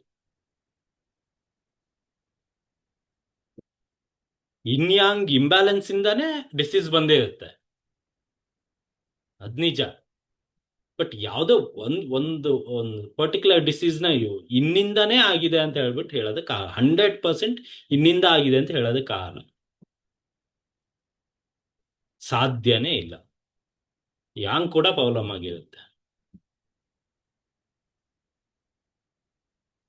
ನಾನು ಸ್ಟಮಕ್ ಇಂಡಿಫಿಷಿಯನ್ಸಿ ಇದೆ ತಗೊಂಡೆ ನಾನು ಎಕ್ಸಾಂಪಲ್. ಸ್ಟಮಕ್ ಇಂಡಿಫಿಷಿಯನ್ಸಿಲಿ ಯಾಂಗ್ ಹ್ಯಾಂಪರ್ ಆಗ್ಬಿಟ್ಟು ಸ್ಟಮಕ್ ಇಂಡಿಫಿಷಿಯನ್ಸಿ ಆಗಿರುತ್ತೆ. ಬಟ್ ನಮಗೆ ಟಂಗ್ ಅಲ್ಲಿ ಸ್ಟಮಕ್ ಇಂಡಿಫಿಷಿಯನ್ಸಿ ಮಾತ್ರ ಕಾಣುತ್ತೆ, ಯಾಂಗ್ ಕಾಣೋದೇ ಇಲ್ಲ. ಯಾಕೆಂದ್ರೆ ಯಾಂಗ್ ಹೊಡೆಸ್ಕೊಂಡ ಆದ್ಮೇಲೆ ನಮಗೆ ಇನ್ ಕಾಣಿಸ್ತಾ ಇರುತ್ತೆ. ಅದ್ರ ಜೊತೆಗೆ ಯಾಂಗ್ ಕೂಡ ಟೈಟ್ ಮಾಡಬೇಕು. ನೋಟ್ ಮಾಡಿ ಈ ವರ್ಡ್ನ. ನೀವು ಯಾವಾಗ್ಲೂ ಇನ್ನಾಗ್ಲಿ ಯಾಂಗ್ ಆಗ್ಲಿ ಒಂದನ್ನೇ ಟೈಟ್ ಮಾಡೋದಕ್ಕೆ ಆಗಲ್ಲ, ಒಂದನ್ನೇ ಟೈಟ್ ಮಾಡಿಬಿಟ್ಟು ಸಕ್ಸಸ್ ಆಗೋದಕ್ಕೆ ಆಗಲ್ಲ. ಇನ್ನೊಂದ್ಸತಿ ಹೇಳ್ತಾ ಇದ್ದೀನಿ, ಯಾವುದೇ ಒಂದು ಡಿಸೀಸ್ನ ನಾನು ಇನ್ನು ಮಾತ್ರ ಟೈಟ್ ಮಾಡ್ಕೊಂಡು ಸರಿ ಮಾಡ್ತೀನಿ ಅಥವಾ ಯಾಂಗ್ ಮಾತ್ರ ಟೈಟ್ ಮಾಡ್ಕೊಂಡು ಸರಿ ಮಾಡ್ತೀನಿ ಅಂದ್ರೆ ಸಾಧ್ಯನೇ ಇಲ್ಲ. ನಾನು ಈ ಮಾತನ್ನ ಯಾವುದೇ ಫಾರ್ಮ್ ಅಲ್ಲಿ ಬೇಕಾದ್ರೂ ಹೇಳ್ತೀನಿ, ಯಾಕಂದ್ರೆ ನನಗೆ ಸಾಲಿಡ್ ಪ್ರೂಫ್ ಇದೆ ಇದನ್ನ ಹೇಳೋದಕ್ಕೆ. ನೀವು 1 ಪಾಯಿಂಟ್ ಹಾಕ್ಬಿಟ್ಟು ನಾನು ಇನ್ನ ಕಡಿಮೆ ಮಾಡ್ಬಿಟ್ಟು ಇದ್ ಮಾಡ್ತೀನಿ, 1 ಪಾಯಿಂಟ್ ಹಾಕ್ಬಿಟ್ಟು ಯಾಂಗ್ನ ಕಡಿಮೆ ಮಾಡ್ಬಿಟ್ಟು ಇದ್ ಮಾಡ್ತೀನಿ, 1 ವೀಕು, 1 ತಿಂಗಳು, 2 ತಿಂಗಳು, 6 ಮಂತ್ಸ್, ಓಕೆ. ಅದಾದ್ಮೇಲೆ ಮತ್ತೆ ಹಾಗೆ ಆಗುತ್ತಾ? ಏನಕ್ಕಾಗುತ್ತೆ ಅಂದ್ರೆ ನೀವು ಬ್ಯಾಲೆನ್ಸೇ ಮಾಡಲಿಲ್ಲ, ಅದಕ್ಕಾಗುತ್ತೆ. ಹಾಗಾಗಿ ಯಾವುದೇ ಒಂದು ಡಿಸೀಸ್ನ ಒಂದು ವೇ ಅಲ್ಲಿ ಇನ್ ಅಥವಾ ಯಾಂಗ್ ವೇ ಅಲ್ಲಿ ಒಂದೇ ವೇ ಅಲ್ಲಿ ನಾವು ಕ್ಯೂರ್ ಮಾಡೋದಕ್ಕೆ ಹೋದ್ರೆ ಅದು ಪರ್ಮನೆಂಟ್ಲಿ ಕ್ಯೂರ್ ಆಗೋದಿಲ್ಲ. ಇನ್ ಅಂಡ್ ಯಾಂಗ್ ಕಿಡ್ನಿಯಿಂದ ಹುಟ್ಟುತ್ತೆ. ಇಡೀ ಬಾಡಿಲಿ ಇನ್ನು ಯಾಂಗು ಕಿಡ್ನಿಯಿಂದ ಹುಟ್ಟುತ್ತೆ. ಕಿಡ್ನಿ ಇನ್ ಯಾವಾಗ್ಲೂ ಜಾಸ್ತಿ ಆಗಲ್ಲ. ಕೆಲವು ನಾನು ಕೇಳಿದ್ದೀನಿ ಕ್ಲಾಸಲ್ಲಿ, ನಿಮಗೆ ಕಿಡ್ನಿ ಇನ್ ಎಕ್ಸಸ್ ಇದೆ, ಇದನ್ನ ತಗೊಳ್ಳಿ ಅದನ್ನ ತಗೊಳ್ಳಿ ಅಂತ. ಕಿಡ್ನಿ ಇನ್ ಯಾವಾಗ್ಲೂ ಜಾಸ್ತಿ ಆಗಲ್ಲ. ಕಿಡ್ನಿ ಇನ್ ಏನಾದ್ರು ಜಾಸ್ತಿ ಆಗಂಗಿದ್ರೆ ಮನುಷ್ಯನ ಲೈಫ್ ಸ್ಪ್ಯಾನ್ ಬಂದ್ಬಿಟ್ಟು 200 500 ಇಯರ್ಸ್ ಇರೋದು. ಕಿಡ್ನಿ ಇನ್ ಯಾವಾಗ್ಲೂ ಕಡಿಮೆನೇ ಆಗುತ್ತೆ. ಕಿಡ್ನಿ ಇನ್ ಕಡಿಮೆ ಆಗಿದೆ, ಕಿಡ್ನಿ ಇನ್ ಡಿಫಿಷಿಯನ್ಸಿ ಇದೆ, ಕಿಡ್ನಿ ಇನ್ ಡಿಫಿಷಿಯನ್ಸಿನ ಟ್ರೀಟ್ ಮಾಡ್ತಾ ಇದೀವಿ ಅಂದ್ರೆ ನೀವು ಕಿಡ್ನಿ ಯಾಂಗನ್ನು ಕೂಡ ಟ್ರೀಟ್ ಮಾಡಬೇಕು. ಕಿಡ್ನಿ ಯಾಂಗ್ ಟ್ರೀಟ್ ಮಾಡಿದೆ, ನೀವು ಓನ್ಲಿ ಕಿಡ್ನಿ ಇನ್ ಟ್ರೀಟ್ ಮಾಡಿದೆ, ನಾ ಹೇಳಿದ್ನಲ್ಲ 1 ವೀಕ್, 1 ಮಂತ್, ಮ್ಯಾಕ್ಸಿಮಮ್ 6 ಮಂತ್ಸ್, ಬೇಡ 1 ವರ್ಷ. ಮಿಡ್ ಏಜ್ ಪರ್ಸನ್ ಅದು 1 ವರ್ಷ ಮತ್ತೆ. ಯಾಕಂದ್ರೆ you have not even balanced the thing.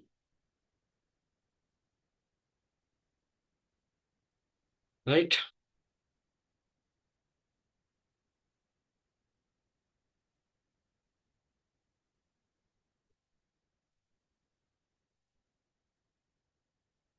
So ಮತ್ತೆ ಫೈನಲ್ ಸ್ಟೇಜ್ ಬರ್ತಾ ಇದೀವಿ.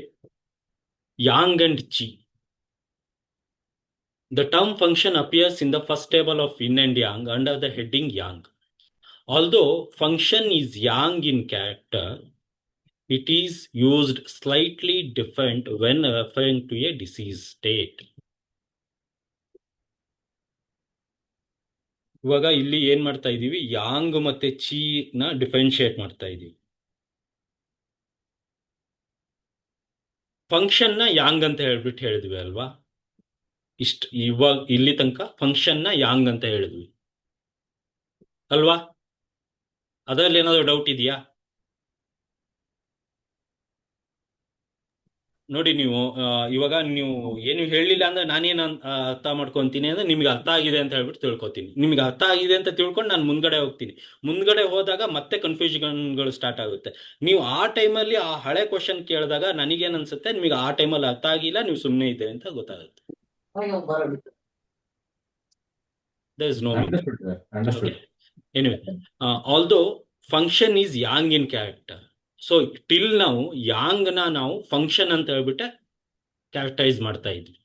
ಇನ್ಮೇಲೆ ಏನಾಗುತ್ತೆ, it is used slightly differently when referring to a disease state. ಒಂದು ಪರ್ಟಿಕ್ಯುಲರ್ ಡಿಸೀಸ್ನ ತಗೊಂಡಾಗ ಯಾಂಗ್ ಅನ್ನೋದನ್ನ ಫಂಕ್ಷನ್ ಅಂತ ಹೇಳೋದನ್ನ ಬಿಟ್ಬಿಟ್ಟು ಇನ್ನೊಂದ್ ತರ ಹೇಳ್ತೀವಿ. Yang of a functional nature is called chi. So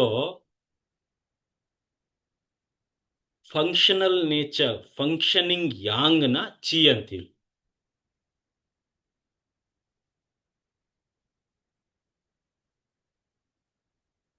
the term yang also suggest heat. So ಇವಾಗ ಫಂಕ್ಷನಲ್ ಯಾಂಗ್ ನ ಚಿ ಅಂದ್ರೆ ಯಾಂಗ್ ನ ಏನಂತ ಹೇಳ್ಬೇಕು, ಆ ಟೈಮಲ್ಲಿ ಯಾಂಗ್ ನ ಹೀಟ್ ಅಂತ ಹೇಳ್ಬೇಕು. Although heat can accelerate the functional activities of organ in general, heat as an inflammatory condition, harmful or pathogenic heat, can inhibit the healthy functioning of organs. And though the normal functioning of certain organs such as heart can produce heat, the functional activities of some other organs such as to promote circulation of fluid, elimination of stool, do not necessarily generate heat. ಇದರ meaning ಏನು ಅಂತ ಅಂದ್ರೆ, ಇಲ್ಲಿ ಇಷ್ಟೊತ್ತು ತನಕ ನಾವೇನ್ ಮಾಡಿದ್ವಿ, functional thing ನ ಯಾಂಗ್ ಅಂತ ಹೇಳ್ಬಿಟ್ಟು ಕನ್ಸಿಡರ್ ಮಾಡ್ಕೊಂಡ್ ಬಂದ್ವಿ. ಇವಾಗ ಇನ್ಮೇಲೆ ಇನ್ನು ಡೆಪ್ತ್ ಅಲ್ಲಿ ಕಲಿತಾ ಹೋದಾಗ ಏನಾಗುತ್ತೆ, ಫಂಕ್ಷನಲ್ ಯಾಂಗ್. ಅವಾಗ ಏನಾಗಿತ್ತು, ಫಂಕ್ಷನ್ ನ ಯಾಂಗ್ ಅಂತ ಹೇಳ್ಬಿಟ್ಟು ಕನ್ಸಿಡರ್ ಮಾಡಿದ್ವಿ. ಇವಾಗ ಫಂಕ್ಷನಲ್ ಯಾಂಗ್ ನ ಚಿ ಅಂತ ಹೇಳ್ಬಿಟ್ಟು ಕನ್ಸಿಡರ್ ಮಾಡ್ತೀವಿ. ಫಂಕ್ಷನಲ್ ಯಾಂಗ್ ನ ಚಿ ಅಂತ ಕನ್ಸಿಡರ್ ಮಾಡಿದಾಗ ಯಾಂಗ್ ನ ವಾಮ್ ಅಂತ ಹೇಳ್ಬಿಟ್ಟು ಕನ್ಸಿಡರ್ ಮಾಡ್ತೀವಿ. ಹೀಟ್, ಬಿಸಿ ಬಿಸಿ, ಬೆಚ್ಚಗೆ ಅಂತ ಏನ್ ಹೇಳ್ತೀವಿ ಅದನ್ನ ಯಾಂಗ್ ಅಂತ ಹೇಳ್ಬಿಟ್ಟು ಕನ್ಸಿಡರ್ ಮಾಡ್ತೀವಿ. ಯಾವಾಗ ಫಂಕ್ಷನಲ್ ಯಾಂಗ್ ನ ಚಿ ಅಂತ ಹೇಳ್ಬಿಟ್ಟು ಕನ್ಸಿಡರ್ ಮಾಡಿದಾಗ. ಕೆಲವು ಆರ್ಗನ್ಸ್ ಫಂಕ್ಷನಲ್ ಯಾಂಗ್ ಆಗೋದ್ರಿಂದ, ಅಂದ್ರೆ ಹಾರ್ಟ್ ಫಂಕ್ಷನ್ ಹೆಚ್ಚಿಗೆ ಆಗೋದ್ರಿಂದ ಹೀಟ್ ಆಗುತ್ತೆ. ಫಂಕ್ಷನಲ್ ಯಾಂಗ್ ಅಂದ್ರೆ ಚಿ ಜಾಸ್ತಿ ಇದೆ, ಹಾಗಾಗಿ ಹೀಟ್ ಅಪ್ ಆಗಿದೆ. ಇನ್ ಕೆಲವು ಫಂಕ್ಷನ್ಸ್ ತಗೊಳ್ಳಿ, ಬ್ಲಾಡರ್ ಏನ್ ಮಾಡುತ್ತೆ, ಯೂರಿನ್ ನ ಪಾಸ್ ಮಾಡ್ತಾನೆ ಇರುತ್ತೆ. ಲಾರ್ಜ್ ಇಂಟೆಸ್ಟೈನ್ ಇಂದ ಸ್ಟೂಲ್ ಪಾಸ್ ಆಗ್ತಾನೆ ಇರುತ್ತೆ. ಬಟ್ ಅವು ಹೀಟ್ ಅಪ್ ಆಗೋದಿಲ್ಲ.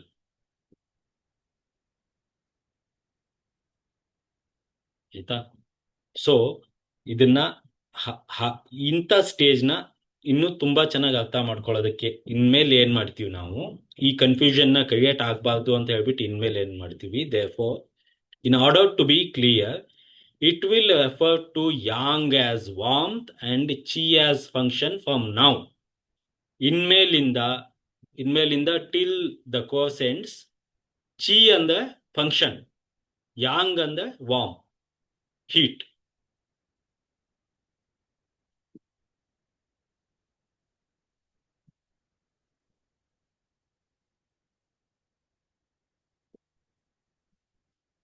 ಒಂದು 2-3 ಸತಿ ಓದಿ ವಿಡಿಯೋ ನೋಡಿ ಅರ್ಥ ಆಗುತ್ತೆ.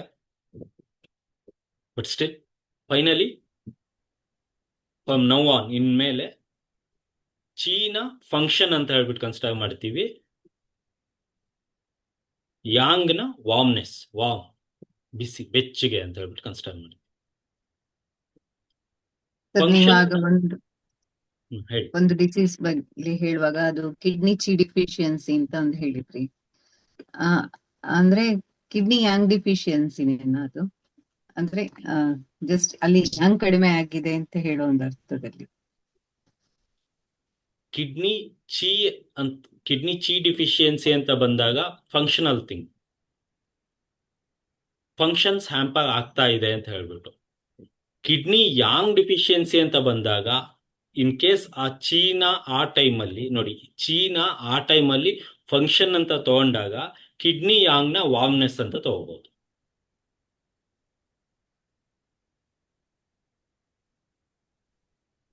ನೀವು ಅದರಲ್ಲಿ ಡಿಫ್ರೆನ್ಸ್ ಇದೆ ಹಾಗಿದ್ರೆ? ಹೌದೌದೌದು, ತುಂಬಾನೇ ಡಿಫ್ರೆನ್ಸ್ ಇದೆ, ಸ್ವಲ್ಪ ಅಲ್ಲ ತುಂಬಾ ಡಿಫ್ರೆನ್ಸ್ ಇದೆ. Sir, chi as a function ಅಂತ ತಗೊಂಡಾಗ ಮೇಡಮ್ ಹೇಳ್ದಂಗೆ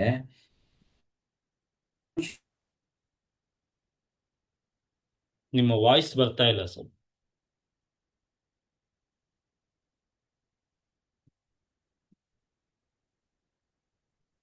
ಕೇಳಿಸ್ತಾ ಇದೆಯಾ? Is that meaning? ಇಲ್ಲ, ಕೇಳಿಸ್ಲಿಲ್ಲ. ನೀವು ಮಾತಾಡೋದು ಕೇಳಿಸ್ಲಿಲ್ಲ. ಸರ್ ಏನಂದ್ರೆ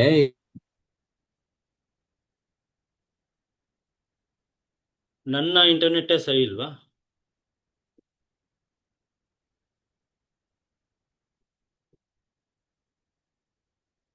ನಾನು ಮಾತಾಡೋದು ಕೇಳಿಸ್ತಾ ಇದೆಯಾ?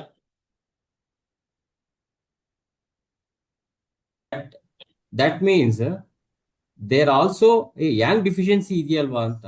ವಾರ್ಮ್ನೆಸ್ of the kidney sir low. Actually ಮಧ್ಯದಲ್ಲಿ ಕಟ್ ಆಯ್ತು, ನನಗೆ ಕೇಳಿಸ್ಲಿಲ್ಲ. ನೀವು ಬಿಗಿನಿಂಗ್ ಇಂದ ಸ್ಟಾರ್ಟ್ ಮಾಡಿ. ಹಾ ಸರ್, ಅದೇ ಈಗ ಚಿ ಡಿಫಿಷಿಯನ್ಸಿ ಅಂತ ಅಂದಾಗ ಕೇಳಿಸ್ತಾ ಇದೆಯಾ? ಹೌದೌದು, ಇವಾಗ ಕೇಳಿಸ್ತಾ ಇದೆ. ಚಿ ಡಿಫಿಷಿಯನ್ಸಿ ಅಂದಾಗ ಕಿಡ್ನಿ ಚಿ ಡಿಫಿಷಿಯನ್ಸಿ ಅಂದಾಗ functional aspect of the kidney is low. ಹೌದು. ಕರೆಕ್ಟಾ? Then when it comes to yangness ಅಂದಾಗ ಆ functional aspect why it is low? Because yangness is not there in the kidney ಅಂತನ. Because of first chi hamper ಆಗುತ್ತೆ. First and foremost is chi, ಅದಾದ್ಮೇಲೆ yang hamper ಆಗುತ್ತೆ. ಈಗ ಚಿ function down ಆಯ್ತು ಅಂದ್ರೆ ಇಲ್ಲ ಫಸ್ಟ್ ಯಾಂಗ್ ಕಡಿಮೆ ಆಗಿ ಆಮೇಲೆ ಫಂಕ್ಷನ್ ಡೌನ್ ಆಗುತ್ತಾ, ಅಥವಾ ಚಿ ಫಸ್ಟ್ ಕಡಿಮೆ ಆಗಿ ಯಾಂಗ್ ಡೌನ್ ಆಗುತ್ತಾ? ಇವಾಗ ಏನಾಗುತ್ತೆ, ನಾವು ಪ್ಯಾಟರ್ನ್ ವೈಸ್ ತಗೊಂಡಾಗ ಫಸ್ಟ್ ಚಿ ಹ್ಯಾಂಪರ್ ಆಗುತ್ತೆ, ಅದಾದ್ಮೇಲೆ ಯಾಂಗ್ ಹ್ಯಾಂಪರ್ ಆಗುತ್ತೆ. ಈ kidney chi deficiency, spleen yang deficiency, heart yang deficiency ಅಂತ ಏನೆಲ್ಲ ಹೇಳ್ತೀವಿ ನೋಡಿ, ಇದು ಪ್ಯಾಟರ್ನ್ ವೈಸ್ ಡಿಸೀಸ್. ಈ ಪ್ಯಾಟರ್ನ್ ವೈಸ್ ಡಿಸೀಸಸ್ ಅಲ್ಲಿ ಫಸ್ಟ್ ಚಿ ಹ್ಯಾಂಪರ್ ಆಗುತ್ತೆ, ಅದಾದ್ಮೇಲೆ ಯಾಂಗ್ ಹ್ಯಾಂಪರ್ ಆಗುತ್ತೆ. ಚಿ ಏನಕ್ಕೆ ಹ್ಯಾಂಪರ್ ಆಗ್ಬೋದು? ಏನಕ್ಕೆ ಆಗುತ್ತೆ? ವಾರ್ಮ್ ಅಂದ್ರೆ ಅದು ಬಿಸಿ ಇಲ್ಲ ಅಂತ ತಾನೇ ಹ್ಯಾಂಪರ್ ಆಗೋದು ಚಿ ಅನ್ನೋದು? ಇಲ್ಲ, ಅದು ಒಂದೇ ರೀಸನ್ ಅಲ್ಲ, ಇದು ತುಂಬಾ ರೀಸನ್ಸ್ ಇಂದ ಚಿ ಹ್ಯಾಂಪರ್ ಆಗುತ್ತೆ. ಚಿ ಅಂತಂದ್ರೆ ಎನರ್ಜಿ ಹ್ಯಾಂಪರ್ ಆಗುತ್ತೆ. ಇವಾಗ ಇನ್ಯಾಂಗ್ ಬ್ಯಾಲೆನ್ಸ್ ಇಂದನೂ ಚಿ ಹ್ಯಾಂಪರ್ ಆಗುತ್ತೆ. ಇನ್ಯಾಂಗು ಇಂಬ್ಯಾಲೆನ್ಸ್ ಅಲ್ಲಿ ಇದೆ ಅಂತ ಅಂದ ಕೂಡಲೇ ಚಿ ಹ್ಯಾಂಪರ್ ಆಗುತ್ತೆ. ಸರ್ ಎನರ್ಜಿ ಮತ್ತೆ ಚಿಗೆ ಡಿಫ್ರೆನ್ಸ್ ಇದೆ ಅಲ್ವಾ? ವೈಟಲ್ ಎನರ್ಜಿನ ಚಿ ಅಂತ ಹೇಳ್ಬಿಟ್ಟು ಕನ್ಸಿಡರ್ ಮಾಡ್ಬೋದು. ವೈಟಲ್ ಎನರ್ಜಿ ಅಂದ್ರೆ ಇವಾಗ ಏನಾಗುತ್ತೆ ಗೊತ್ತಾ ಮೇಡಮ್, ಚಿ ಅನ್ನೋದು ಚಿಯಲ್ಲಿ ಇವಾಗ ಈ ಕ್ಷಣಕ್ಕೆ ಚಿಯಲ್ಲಿ 3 ಟೈಪ್ಸ್. ಓಕೆ. ಚಿ ಅನ್ನೋದು ಒಂದೇ ಅಲ್ಲ, ಚಿಯಲ್ಲಿ 3 ಟೈಪ್ಸ್ ಇದೆ. ಅದು ಯುವಾನ್ ಚಿ, ಗು ಚಿ, ಝಾಂಗ್ ಚಿ ಅಂತ ಹೇಳ್ಬಿಟ್ಟು. ಯುವಾನ್ ಚಿ ಅಂದ್ರೆ ಒರಿಜಿನಲ್ ಚಿ, ಗು ಚಿ ಅಂತ ಅಂದ್ರೆ ಫುಡ್ ಚಿ, ಝಾಂಗ್ ಚಿ ಅಂದ್ರೆ ಗ್ಯಾದರಿಂಗ್ ಚಿ. ಓಕೆ. ಏನ್ ಡಿಫ್ರೆನ್ಸ್ ಅದ್ ಮೂರಕ್ಕೂನು? ಒಂದೊಂದು ಫಾರ್ಮ್ ಮೇಡಮ್. ಇವಾಗ ಫುಡ್ ಇಂದ ಏನು ಎನರ್ಜಿ ಫಾರ್ಮ್ ಆಗುತ್ತೆ ಅದನ್ನ ಗೂಚಿ ಅಂತ ಹೇಳ್ತೀವಿ. ಓಕೆ. ಅದೇ ನಮ್ಮ ಬ್ರೀತಿಂಗ್ ಇಂದ ಒಂದು ಏರ್ನ ತಗೊಂಡು ಆ ಆಕ್ಸಿಜನ್ನು ಸ್ಪ್ಲೀನ್ ಚಿ ಜೊತೆಗೆ ಕನ್ವರ್ಟ್ ಆದಾಗ ಅದನ್ನ ಗ್ಯಾದರಿಂಗ್ ಚಿ ಅಂತ ಹೇಳ್ತೀವಿ. ಅದೇ ಏರ್ಚಿ ಅಂತ. ಝಾಂಗ್ ಚಿ ZONG ಚಿ, ಓಕೆ, ಓಕೆ. ಅದನ್ನ ಝಾಂಗ್ ಚಿ ಅಂತೀವಿ. ಅದೇ ಮಿಂಗ್ ಮ್ಯಾನ್ ಅಂತ ಅಂದ್ರೆ GB4, ಡೂ4 ಅಂತ ಏನ್ ಹೇಳ್ತೀವಿ, ಬ್ಯಾಕ್ ಸೈಡ್ ಅಲ್ಲಿ ಏನ್ ಬರುತ್ತೆ, that is a fire point. ಅಲ್ಲಿಂದ ಒಂದು ಚಿ ಪ್ರೊಡ್ಯೂಸ್ ಆಗುತ್ತೆ with the help of kidney. ಅದನ್ನ ಒರಿಜಿನಲ್ ಚಿ ಅಂತ ಹೇಳ್ಬಿಟ್ಟು ಹೇಳ್ತೀವಿ, ಯುವಾನ್ ಚಿ ಅಂತ ಹೇಳ್ಬಿಟ್ಟು ಹೇಳ್ತೀವಿ. ಸೊ ಚಿ ಅಲ್ಲಿ ಇನ್ನೂ parts ಇದೆ. ಪ್ರಿನಾಟಲ್ ಚಿ ಅಂತ ತಗೋಬಹುದಾ ಸರ್? ಆ? ಅಂದ್ರೆ ತಂದೆ ತಾಯಿಗಳಿಂದ ಪ್ರಿನಾಟಲ್ ಎನರ್ಜಿ ಅಂತ ಅಂದ್ರೆ ತಂದೆ ತಾಯಿಗಳ ಮುಖಾಂತರ ಬಂದಿರೋದು ಅಂತ ಯುವಾನ್ ಚಿನ? ಇಲ್ಲ ಮೇಡಮ್. ಪ್ರಿನೇಟಲ್ ಎನರ್ಜಿ, ಪೋಸ್ಟ್ನೇಟಲ್ ಎನರ್ಜಿ ಇನ್ನೂ ಬೇರೆ ಇದೆ. ಇದು ಬಂದ್ಬಿಟ್ಟು ನಾವು ಏನು ಇವಾಗ ಫುಡ್ನ ಡೈಜೆಸ್ಟ್ ಮಾಡಿಕೊಂಡು ಬ್ಲಡ್ ಆಗಿ ಕನ್ವರ್ಟ್ ಆಗ್ಬಿಟ್ಟು ಬ್ಲಡ್ ಮ್ಯಾವ್ ಆಗಿ ಏನ್ ಕನ್ವರ್ಟ್ ಆಗುತ್ತೆ, ಅದು ಕಿಡ್ನಿ ಎಸೆನ್ಸ್ ಆಗಿ ಏನ್ ಕನ್ವರ್ಟ್ ಆಗುತ್ತೆ ನೋಡಿ, ಆ ಕಿಡ್ನಿ ಎಸೆನ್ಸ್ ಒಂದು ಯಾಂಗ್ ನ ಜನರೇಟ್ ಮಾಡುತ್ತೆ. ಆ ಯಾಂಗ್ ಜನರೇಟ್ ಆದಾಗ ಆ ಯಾಂಗ್ ಇಂದ ಒಂದು ಚಿ ಜನರೇಟ್ ಆಗುತ್ತೆ, that is original chi, yuan chi. Mostly yuan source point ಅಂತ ಎಲ್ಲ ಕೇಳಿರ್ತೇವೆ. Yes sir. Yes sir, yes sir. Sir ಹಾಗಿದ್ರೆ ಚಿ ಅನ್ನೋ ಒಂದು ಪ್ರೋಸೆಸ್ ಅಂತ ಹೇಳ್ಬೋದಲ್ವಾ? ಅಲ್ಲ, ಚಿ ಅಂದ್ರೆ ಇವಾಗ ಈ ಕ್ಲಾಸ್ ಇವಾಗ ಇಲ್ಲಿ ಇದಾಗೋ ತನಕ ಚಿ ಅಂದ್ರೆ ಎನರ್ಜಿ ಅಂತಾನೆ ಅರ್ಥ ಓಕೆ. ಮಾಡ್ಕೊಳ್ಳಿ. ಎನರ್ಜಿ ಫಂಕ್ಷನ್ ಅಂತ ಇವಾಗ ಚಿ, ಇವಾಗ ನಾನು ನೆಕ್ಸ್ಟ್ ಹೇಳ್ಕೊಡೋದಕ್ಕೆ ಹೆಲ್ಪ್ ಆಗ್ಲಿ ಅಂತ ಹೇಳ್ಬಿಟ್ಟು ನಾನು ಏನ್ ಮಾಡ್ತಾ ಇದೀನಿ, ಚೀನ ಫಂಕ್ಷನ್ ಅಂತ ಹೇಳ್ಬಿಟ್ಟು ಕನ್ಸಿಡರ್ ಮಾಡಿ, ಯಾಂಗ್ ನ ವಾಮ್ ಅಂತ ಹೇಳ್ಬಿಟ್ಟು ಕನ್ಸಿಡರ್ ಮಾಡಿ ಅಂತ ಹೇಳ್ತಾ ಇದ್ದೀನಿ. Okay okay sir.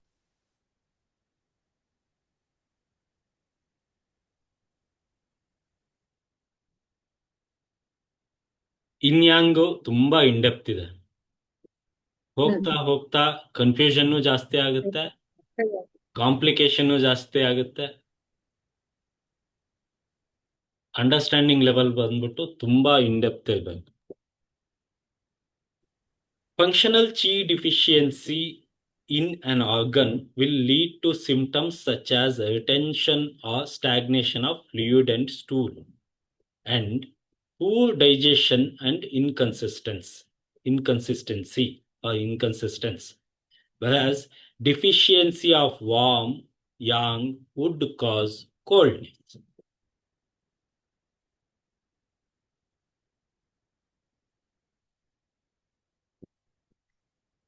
ಫಂಕ್ಷನಲ್ ಚಿ ಡಿಫಿಷಿಯಂಟ್ ಆದಾಗ, ಯಾವುದೇ ಆರ್ಗನ್ ಅಲ್ಲಿ ಫಂಕ್ಷನಲ್ ಚಿ ಡಿಫಿಷಿಯಂಟ್ ಆದಾಗ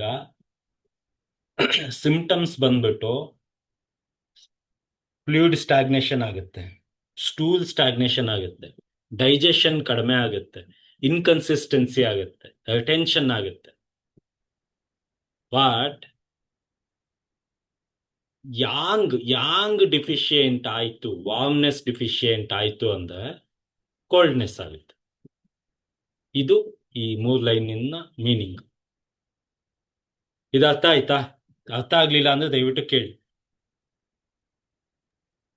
ಸರ್ ಹಾಗಿದ್ರೆ ಎರಡು ಡಿಫ್ರೆನ್ಸ್ ಉಂಟಲ್ಲ, ಯಾಂಗ್ ಹೇಳಿ. ಕಡಿಮೆ ಆದ್ರೆ ಕೋಲ್ಡ್ ಆಯ್ತು ಅಂತ ಹೇಳಿ ಆಯ್ತಾ? ಹೌದು, ಯಾಂಗ್ ಕಡಿಮೆ ಆಯ್ತು, ವಾರ್ಮ್ನೆಸ್ ಕಡಿಮೆ ಆಯ್ತು, ಹಂಗಾಗಿ ಕೋಲ್ಡ್ ಆಯ್ತು.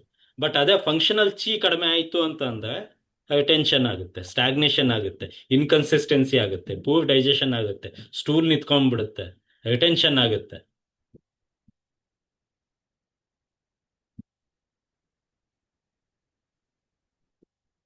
ನಾನು ತುಂಬಾ ಸ್ಲೋ ಹೋಗ್ತಾ ಇದ್ದೀನಿ, ಬಿಕಾಸ್ ಇದು ಅರ್ಥ ಆಗೋದು ತುಂಬಾ ಇಂಪಾರ್ಟೆಂಟ್.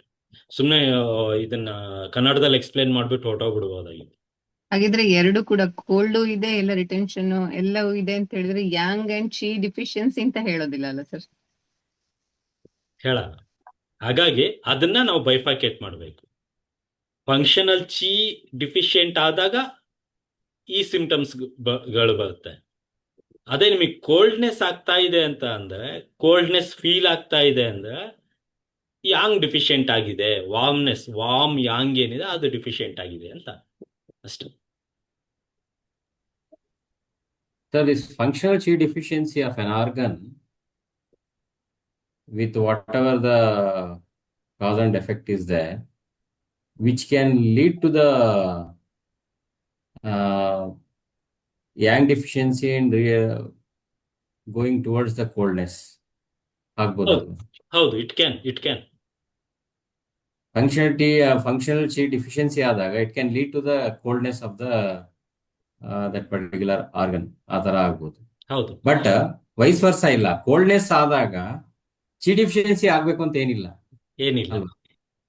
ಇದು ಬರುತ್ತೆ, ಈ ಪರ್ಟಿಕ್ಯುಲರ್ ನೀವು ಹೇಳೋದಲ್ಲ, ಈ ಪರ್ಟಿಕ್ಯುಲರ್ ಲೈನ್ ನ ಹಾಕಿದ್ದೀನಿ ಸ್ಲೈಡ್ ಅಲ್ಲಿ. This will come exactly. ಓಕೆನಾ?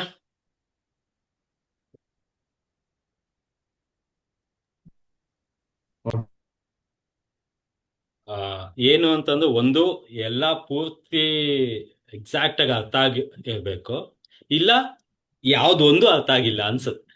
ಎರಡಲ್ಲಿ ಒಂದಾಗಿದೆ. ನನಗೆ ಇದಿಷ್ಟು ಇವಾಗ ನೀವು ಎಕ್ಸ್ಪ್ಲೈನ್ ಮಾಡಿದ್ದು ಸ್ವಲ್ಪ ತುಂಬಾ ಕನ್ಫ್ಯೂಷನ್ ಇದೆ. ಆಗುತ್ತೆ, ಕನ್ಫ್ಯೂಷನ್ ಆಗುತ್ತೆ, ಖಂಡಿತ ಆಗುತ್ತೆ. ನೀವು ಒಂದ್ 2-3 ಸತಿ ಓದಿದಾಗ, ಕೇಳಿದಾಗ, ನೋಡಿದಾಗ ಸ್ವಲ್ಪ ಮಟ್ಟಿಗೆ ಅರ್ಥ ಆಗುತ್ತೆ, ಸ್ವಲ್ಪ ಮಟ್ಟಿಗೆ ಕ್ಲಿಯರ್ ಆಗ್ತಾ ಬರುತ್ತೆ. ಹಾಗಾಗಿ ಈ ನನಗೆ ಸ್ಟೇಜ್ ಸರಿಯಾಗಿ ಅರ್ಥ ಆಗ್ತಾ ಇಲ್ಲ. ಕೇಳಿಸ್ಲಿಲ್ಲ. ಅಂದ್ರೆ ಚೀನ ಯಾವ ತರ ಅರ್ಥ ಮಾಡ್ಕೋಬೇಕು ಅಂತ ಅರ್ಥ ಆಗ್ತಾ ಇದೆ. ಚಿ ಅಂದ್ರೆ ಫಂಕ್ಷನ್ ಅಂತ ಹೇಳ್ಬಿಟ್ಟು ಅರ್ಥ ಮಾಡ್ಕೊಳ್ಳಿ ಸಾಕು. ಫಂಕ್ಷನ್ ಅಂತ ಅಂದ್ರೆ ಚಿ ಅಷ್ಟೇ. ಸರ್ ಈಗ ಚೀಸ್ ಸ್ಟಾಗ್ನೇಷನ್ ಅಂತ ಹೇಳ್ತೀವಲ್ವಾ, ಅದು ಚೀಸ್ ಸ್ಟಾಗ್ನೇಷನ್ ಅಂದ್ರೆ ಫಂಕ್ಷನ್ ಲೋ ಆಗಿದೆ ಅಂತ ಅರ್ಥನಾ? ಚಿ ಸ್ಟಾಗ್ನೇಷನ್ ನೀವು ಎಲ್ಲಿ ಹೇಳ್ತಾ ಇದೆಯಾ, ಯಾವ ಪೊಸಿಷನ್ ಅಲ್ಲಿ ಹೇಳ್ತಾ ಇದೆಯಾ ಅನ್ನೋದು ಡಿಪೆಂಡ್ ಆಗುತ್ತೆ. ಈಗ ಯಾವ liver ಟೈಮಲ್ಲಿ chi ಹೇಳ್ತಾ ಇದೀವ stagnation. ಹೇಳಿ. ಚೀಸ್ ಇವಾಗ ಡಯಾಗ್ನಿಸಿಸ್ ಅಲ್ಲಿ ಚೀ ಸ್ಟಾಗ್ನೇಷನ್ ಅಂತ ಹೇಳಿದಾಗ ನಿಮಗೆ ಎನರ್ಜಿ ಮೂವ್ಮೆಂಟ್ ಇಲ್ಲ ಅಂತ ಹೇಳ್ಬಿಟ್ಟು ಆಗ್ತಾ. ಡಯಾಗ್ನೋಸಿಸ್ ಅಲ್ಲಿ ಚೀ ಸ್ಟಾಗ್ನೇಷನ್ ಅಂತ ಅಂದ್ರೆ there is no movement of energy ಅಂತ ಹೇಳ್ಬಿಟ್ಟು. Okay sir. Movement of energy ಆಗ್ತಾ ಇಲ್ಲ ಅಂತಂದ್ರೆ ಫಂಕ್ಷನ್ ಆಗ್ತಾ ಇಲ್ಲ ಅಂತಾನೆ ಅರ್ಥ. ಎಸ್ ಸರ್, ಫಂಕ್ಷನ್ ಆಗ್ತಾ ಇಲ್ಲ ಅಂದ್ರೆ ಅಲ್ಲಿ ಇನ್ ಎಕ್ಸಸ್ ಇದೆ ಅಂತ ಅರ್ಥ ಅಲ್ವಾ ಸರ್?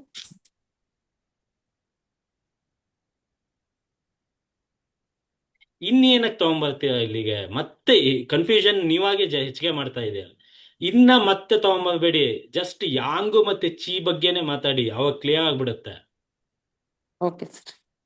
ನೀವು ಇನ್ ತಗೊಂಬಂದ್ರೆ ನಾನು ಇನ್ ಜೊತೆ ಎಕ್ಸ್ಪ್ಲೇನ್ ಮಾಡಕ್ ಸ್ಟಾರ್ಟ್ ಮಾಡ್ತೀನಿ, ಮತ್ತೆ ನಿಮ್ಗೆ ಕನ್ಫ್ಯೂಷನ್ ಹೆಚ್ಚಿಗೆ ಆಗುತ್ತೆ. ನಾನು ಇನ್ಗೆ ಬರ್ತೀನಿ, ಮತ್ತೆ in and blood next slide ಇದೆ, ಬರ್ತೀನಿ. ಈ ಸ್ಲೈಡ್ ಅಲ್ಲಿ ನಾನು ಅದಕ್ಕೆ ಹೇಳಿದೆ ನೋಡಿ, ಯಾವಾಗ್ಲೂ ಅಷ್ಟೇ ಟಿಲ್ ದ ಕೋಸೆಂಟ್ಸ್ ಆ ಸ್ಲೈಡ್ ಅಲ್ಲಿ ಏನಿದೆ ಅದ್ರ ಬಗ್ಗೆ ಕೇಳಿ, ನಿಮ್ಗೆ ತುಂಬಾ ಚೆನ್ನಾಗಿ ಅರ್ಥ ಆಗುತ್ತೆ. ಬಿಯಾಂಡ್ ದಟ್ ಕೇಳಿದಾಗ ನಿಮಗೆ ಕನ್ಫ್ಯೂಷನ್ ಜಾಸ್ತಿ ಆಗುತ್ತೆ. ನಾನೇನು ಎಕ್ಸ್ಪ್ಲೈನ್ ಮಾಡ್ಬಿಡ್ತೀನಿ, ನಾನು ಎಕ್ಸ್ಪ್ಲೈನ್ ಮಾಡ್ತೀನಿ, ಪ್ರಾಬ್ಲಮ್ ಏನಿಲ್ಲ. ಯಾಕೆಂದ್ರೆ ನಾನು till end of the slide ನಾನು ಓದಿದ್ದೀನಿ, ನಾನು ಅಡ್ವಾನ್ಸ್ಡ್ ಕಲ್ತಿದ್ದೀನಿ. ನನಗೆ ಇದು ಎಕ್ಸ್ಪ್ಲೈನ್ ಮಾಡೋದು ಏನು ದೊಡ್ಡದಲ್ಲ, ಅದನ್ನು ಸೇರಿಸ್ಬಿಟ್ಟು ಇದ್ರ ಜೊತೆ ಎಕ್ಸ್ಪ್ಲೈನ್ ಮಾಡ್ಬಿಡ್ತೀನಿ. ಕನ್ಫ್ಯೂಷನ್ ನಿಮಗಾಗುತ್ತೆ, ಏನೂ ಅರ್ಥ ಆಗಲ್ಲ. ಹಾಗಾಗಿ ಈ ಸ್ಲೈಡ್ ಅಲ್ಲಿ ಈ ಪಾಯಿಂಟ್ಸ್, ಈ ಲೈನ್ಸ್ ಏನಿದೆ, ಈ ಲೈನ್ಸ್ ತುಂಬಾ ಹುಷಾರಾಗಿ ಇಷ್ಟೇ ಹಾಕ್ಬೇಕು ಅಂತ ಹೇಳ್ಬಿಟ್ಟು ಹಾಕಿದ್ದೀನಿ, ಸೊ ದಟ್ ನಿಮಗೆ ಕನ್ಫ್ಯೂಷನ್ ಆಗದೆ ಇರಲಿ ಅಂತ ಹೇಳ್ಬಿಟ್ಟು. ಇವಾಗ ನಾನು ಜಸ್ಟ್ ಯಾಂಗು ಮತ್ತೆ ಚಿ ಬಗ್ಗೆ ಮಾತ್ರ ಮಾತಾಡ್ತಾ ಇದ್ದೀನಿ, ಅದ್ರ ಬಗ್ಗೆನೇ ಮಾತಾಡಿ, ಅದು ಕ್ಲಿಯರ್ ಆಗ್ಬಿಡುತ್ತೆ. ನೀವು ಇನ್ನಂತ ತಗೊಂಡಾಗ ನಾನು ಮತ್ತೆ ಕಂಪ್ಯಾರಿಸನ್ಗೆ ಹೇಳಿದ್ದೀನಿ. ಯಾಕೆಂದ್ರೆ ಚಿ ಅಂತ ತಗೊಂಡ್ರೆ ಸರ್ ಫಂಕ್ಷನ್ ಲೆವೆಲ್ ಕಮ್ಮಿ ಇದೆ ಅಂತ ಅರ್ಥನಾ ಹಾಗಾದ್ರೆ? ಅಂದ್ರೆ ಆತರ ಅರ್ಥ ಮಾಡ್ಕೋಬೇಕು. ಹೌದು, ಅಷ್ಟೇ. ಆ ತರ ಅರ್ಥ ಮಾಡ್ಕೊ. ಓಕೆ.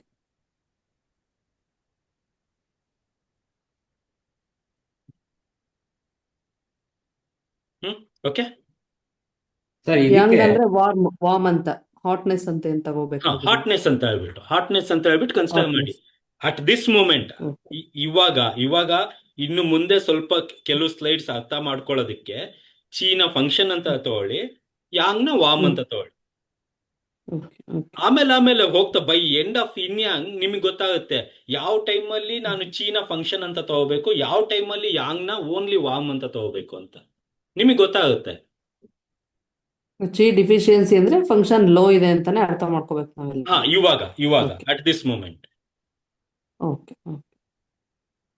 ಅದನ್ನು ಕೂಡ ಇನ್ನೊಂದು 4 ಲೈನಲ್ಲಿ ಹೇಳ್ಬಿಡ್ತೀನಿ ನೋಡಿ. ಇವಾಗ ಚಿ ಅನ್ನೋದನ್ನ ಫಂಕ್ಷನ್ ಅಂತ ಹೇಳ್ದೆ. ಚಿ ಲೋ ಇದೆ ಅಂತ ಅಂದ್ರೆ ಚೀನ ಎನರ್ಜಿ ಅಂತ ತಗೊಂಡಾಗ ಎನರ್ಜಿ ಲೋ ಇದೆ.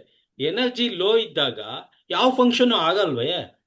ಇವಾಗ ನನ್ನ ಕೈಯಲ್ಲಿ ಎನರ್ಜಿನೇ ಇಲ್ಲ ಅಂತಂದ್ರೆ ನಾನು ಯಾವುದನ್ನು ಎತ್ತಿಡಲ್ಲ, ಫಂಕ್ಷನ್ನೇ ಆಗಲ್ಲ ಅಲ್ಲಿ.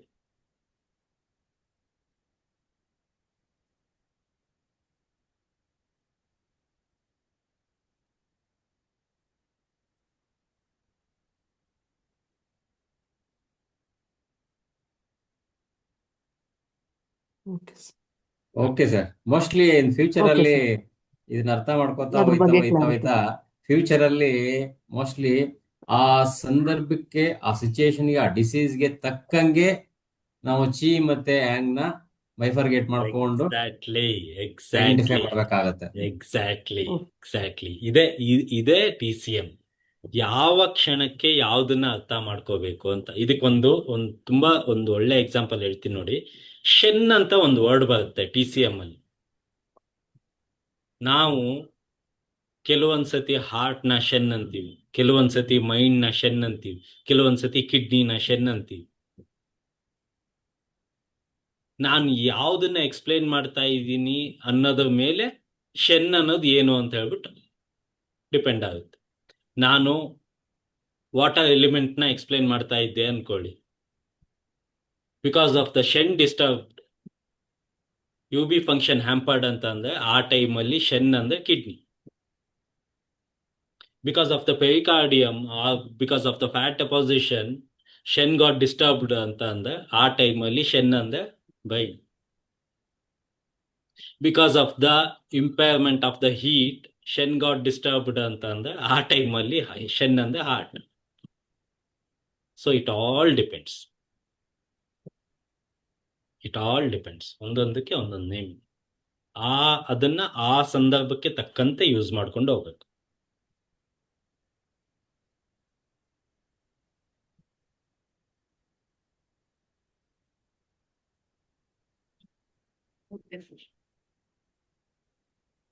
Okay.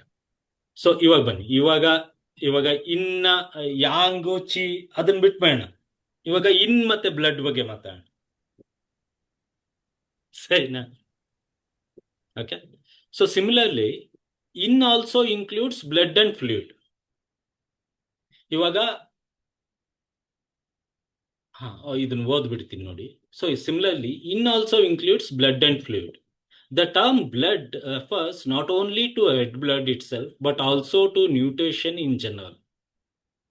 In nutritional deficiency, this could lead to weakness, tiredness, and poor endurance. Endurance ಅಂತಂದ್ರೆ ability to withstand. Okay. So in ಅಂತ ಬಂದಾಗ ಇನ್ನಲ್ಲಿ ಬ್ಲಡ್ ಕೂಡ ಇದೆ, ಫ್ಲೂಯಿಡ್ ಕೂಡ ಇದೆ. ಬಾಡಿಲಿ 4 ಇಂದ 5 ಟೈಪ್ ಫ್ಲೂಯಿಡ್ ಇದೆ. Saliva fluid, sweat fluid, okay, ಈ type. Essence, kidney essence, semen fluid. Blood ಅದು ಕೂಡ ಫ್ಲೂಯಿಡ್. ಎಲ್ಲದನ್ನು ಒಂದು ನೇಮಲ್ಲಿ ಕೈಬೇಕು ಅಂತಂದ್ರೆ ಇನ್ ಅಂತ ಹೇಳ್ಬಿಟ್ಟು ಹೇಳ್ತೀವಿ. ಇವಾಗ ಇನ್ನ ಮತ್ತೆ ಇನ್ಡೆಪ್ತ್ ಅಲ್ಲಿ ಅರ್ಥ ಮಾಡ್ಕೊಳ್ಳೋದಕ್ಕೆ ಹೋದಾಗ ಏನಾಗುತ್ತೆ, ದ ಟರ್ಮ್ ಬ್ಲಡ್ ಅನ್ನೋದು ಅದು RBC ಹಿಮೋಗ್ಲೋಬಿನ್ ಮಾತ್ರ ಅಲ್ಲ, ನ್ಯೂಟ್ರಿಷನ್ ಕೂಡ ಹೌದು. ಒಂದು ಕಡೆ ನ್ಯೂಟ್ರಿಷನ್ನು ಅಂದ್ರೆ ಬ್ಲಡ್, ಒಂದ್ ಕಡೆ RBC ಹಿಮೋಗ್ಲೋಬಿನ್ ಅಂದ್ರೂ ಬ್ಲಡ್. ಸೊ ಇವಾಗ ನ್ಯೂಟ್ರಿಷನಲ್ ಡಿಫಿಷಿಯನ್ಸಿ ಆಗ್ತಾ ಇದೆ ಅಂತ ಅಂದ್ರೆ ಅದೇನಾಗುತ್ತೆ, ವೀಕ್ನೆಸ್, ಟಯರ್ಡ್ನೆಸ್ ಆಗುತ್ತೆ. ಇದು ಕ್ಲಿಯರ್? ಓಕೆನಾ? ಸೊ ಈ 3 ಲೈನ್ಸ್ ಅಲ್ಲಿ ಏನಿದೆ ಅಂತ ಅಂದ್ರೆ ಬ್ಲಡ್ ಅಂಡ್ ಫ್ಲೂಯಿಡ್ ಸೇರಿಸ್ಬಿಟ್ಟು ಇನ್. ಬ್ಲಡ್ ಅಂತ ಅಂದ್ರೆ ಓನ್ಲಿ RBC ಅಲ್ಲ, ಓನ್ಲಿ ಹಿಮೋಗ್ಲೋಬಿನ್ ಅಲ್ಲ, ಅದರಲ್ಲಿ ನ್ಯೂಟ್ರಿಷನ್ ಕೂಡ ಇದೆ. ನ್ಯೂಟ್ರಿಷನಲ್ ಡಿಫಿಷಿಯನ್ಸಿ ಆಯ್ತು ಅಂದ್ರೂ ನಾವು ಬ್ಲಡ್ ಡಿಫಿಷಿಯನ್ಸಿ ಅಂತ ಹೇಳ್ಬಿಟ್ಟು ಕನ್ಸಿಡರ್ ಮಾಡಬಹುದು ಅಂತ ಇದೆ. The continued lack of nutrition fails to nourish the functional chi of the organs. This means that a deficiency in the blood naturally leads to deficient chi.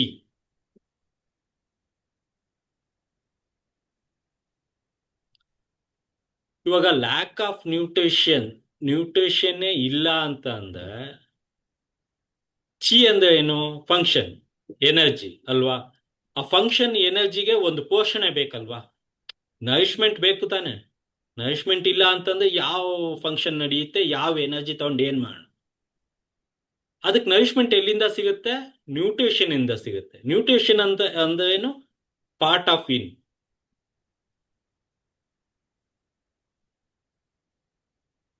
So nutritional aspect ಇಲ್ಲ ಅಂತಂದ್ರೆ functional ಚಿ ಏನಾಗುತ್ತೆ? ಕಡಿಮೆ ಆಗುತ್ತೆ. This means deficiency of the blood naturally leads to deficient chi. Blood deficiency ಆಯ್ತು ಅಂದ್ರೆ ಏನಾಗುತ್ತೆ? chi deficient ಆಗುತ್ತೆ.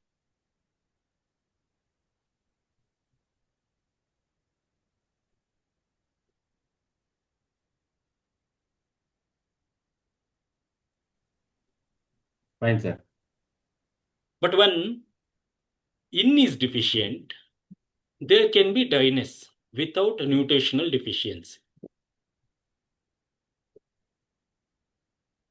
ಇನ್ಡಿಫಿಷಿಯೆಂಟ್ stage ಅಲ್ಲಿ ಇನ್ಡಿಫಿಷಿಯನ್ಸಿ ಆಗಿದೆ ಅಂತ ಅಂದ್ರೆ ಬಾಡಿಲಿ ಡ್ರೈನೆಸ್ ಬರ್ಬೋದು, ಬಟ್ ನ್ಯೂಟ್ರಿಷನಲ್ ಡಿಫಿಷಿಯನ್ಸಿ ಆಗದೇನೂ ಇರ್ಬೋದು, ಆಗದೇನೂ ಇರ್ಬೋದು. ಯಾಕೆ ಯಾಕೆ ಅಂತಂದ್ರೆ ಇನ್ನಲ್ಲಿ ಬ್ಲಡ್ ಕೂಡ ಇದೆ, ಫ್ಲೂಯಿಡ್ ಕೂಡ ಇದೆ. ನಿಮಗೆ ಫ್ಲೂಯಿಡ್ ಡಿಫಿಷಿಯನ್ಸಿ ಆಗಿದೆ, ಬ್ಲಡ್ ಡಿಫಿಷಿಯನ್ಸಿ ಆಗಿಲ್ಲ.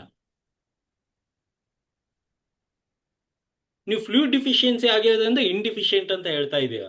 ಹಂಗಂದ್ ಮಾತ್ರಕ್ಕೆ ಬ್ಲಡ್ ಡಿಫಿಷಿಯೆಂಟ್ ಆಗಿದೆ ಅಂತ ಹೇಳ್ಬಿಟ್ಟು ಅರ್ಥ ಅಲ್ಲ, ಬಟ್ ಅದು ಆಗೂ ಕೂಡ ಇರ್ಬೋದು. This could lead to heat symptoms. ಇವಾಗ ಫ್ಲೂಯಿಡ್ ಡಿಫಿಷಿಯನ್ಸಿ ಆಗಿದೆ ಅಂತ ಅಂದ್ರೆ ಅದೇನಾಗುತ್ತೆ, ಹೀಟ್ ಸಿಂಪ್ಟಮ್ಸ್ಗೆ ಬರುತ್ತೆ. As yin is unable to control the yang and hyperactivity of the organs. Fluid deficiency ಆಗಿದೆ, ಫ್ಲೂಯಿಡ್ ಡಿಫಿಷಿಯನ್ಸಿ ಆಗಿರೋದನ್ನ ನೀವು ಏನಂತ ಹೇಳ್ತಾ ಇದೀರಾ, ಇನ್ಡಿಫಿಷಿಯನ್ಸಿ ಆಗಿದೆ ಅಂತ ಹೇಳ್ತಾ ಇದೀರಾ. ಇನ್ಡಿಫಿಷಿಯನ್ಸಿ ಆಗಿರೋದ್ರಿಂದ ಏನಾಗುತ್ತೆ, ಹೀಟ್ ಸಿಂಪ್ಟಮ್ಸ್ ಬರುತ್ತೆ. ಹೀಟ್ ಸಿಂಪ್ಟಮ್ಸ್ ಏನಕ್ಕೆ ಬರುತ್ತೆ ಅಂತ ಅಂದ್ರೆ ಆ ಹೈಪರ್ ಆಕ್ಟಿವ್ ಯಾಂಗ್ ಇದೆಯಲ್ಲ, ಆ ಯಾಂಗ್ ನ ಇನ್ನು ಕಂಟ್ರೋಲ್ ಮಾಡೋದಕ್ಕೆ ಆಗ್ತಾ ಇಲ್ಲ. ಏನಕ್ಕೆ ಕಂಟ್ರೋಲ್ ಮಾಡೋದಕ್ಕೆ ಆಗ್ತಾ ಇಲ್ಲ ಅಂತಂದ್ರೆ ಫ್ಲೂಯಿಡ್ ಡಿಫಿಷಿಯನ್ಸಿ.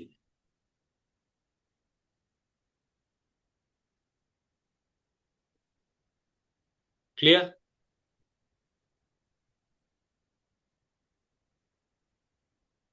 ನೆಕ್ಸ್ಟ್ ಕ್ಲಾಸಲ್ಲಿ ಡೌಟ್ಗಳು ಬರುತ್ತೆ, ಕೇಳ್ತೀವಿ ಸರ್. ಸರ್ ಫ್ಲೂಯಿಡ್ ಹೇಳಿದ್ರೆ ಅದು ಕ್ಲಿಯರ್ ಆಗುತ್ತೆ. ಒಂದು ಎಕ್ಸಾಂಪಲ್. ವೀಕೆಂಡ್ ಎಲ್ಲ ಇದೆ ಬಿಡಿ, ನಿಧಾನಕ್ಕೆ ಓದಿ, ನಿಧಾನಕ್ಕೆ ತಿಳ್ಕೊಳ್ಳಿ. ಅದಕ್ಕೆ ತುಂಬಾ ಕನ್ಫ್ಯೂಷನ್ ಆಗ್ತಾ ಇದೆ ಅಷ್ಟೇ. ಸರ್ ಫ್ಲೂಯಿಡ್ಸ್ ಯಾವ್ದು ಅಂತ ಒಂದು ಜಸ್ಟ್ ಒಂದು ಎಕ್ಸಾಂಪಲ್ ಕೊಡಿ. ಫ್ಲೂಯಿಡ್ಸ್ ಅಂತ ಅಂದ್ರೆ ಸ್ವೆಟ್ ಕೂಡ fluid, saliva fluid, kidney essence, ಸೆಮನ್,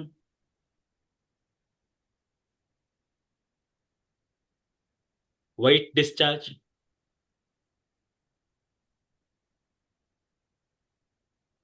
all are fluids. ಅದ್ರ ಬಗ್ಗೆ ಒಂದು ಕ್ಲಾಸ್ ಇದೆ, ಇನ್ ಡೆಪ್ತ್ ಕ್ಲಾಸ್ ಇದೆ. ಓಕೆ. ಬಾಡಿ ಫ್ಲೂಯಿಡ್ಸ್ ಅಂತಾನೆ ಒಂದು ಇನ್ ಡೆಪ್ತ್ ಕ್ಲಾಸ್ ಇದೆ.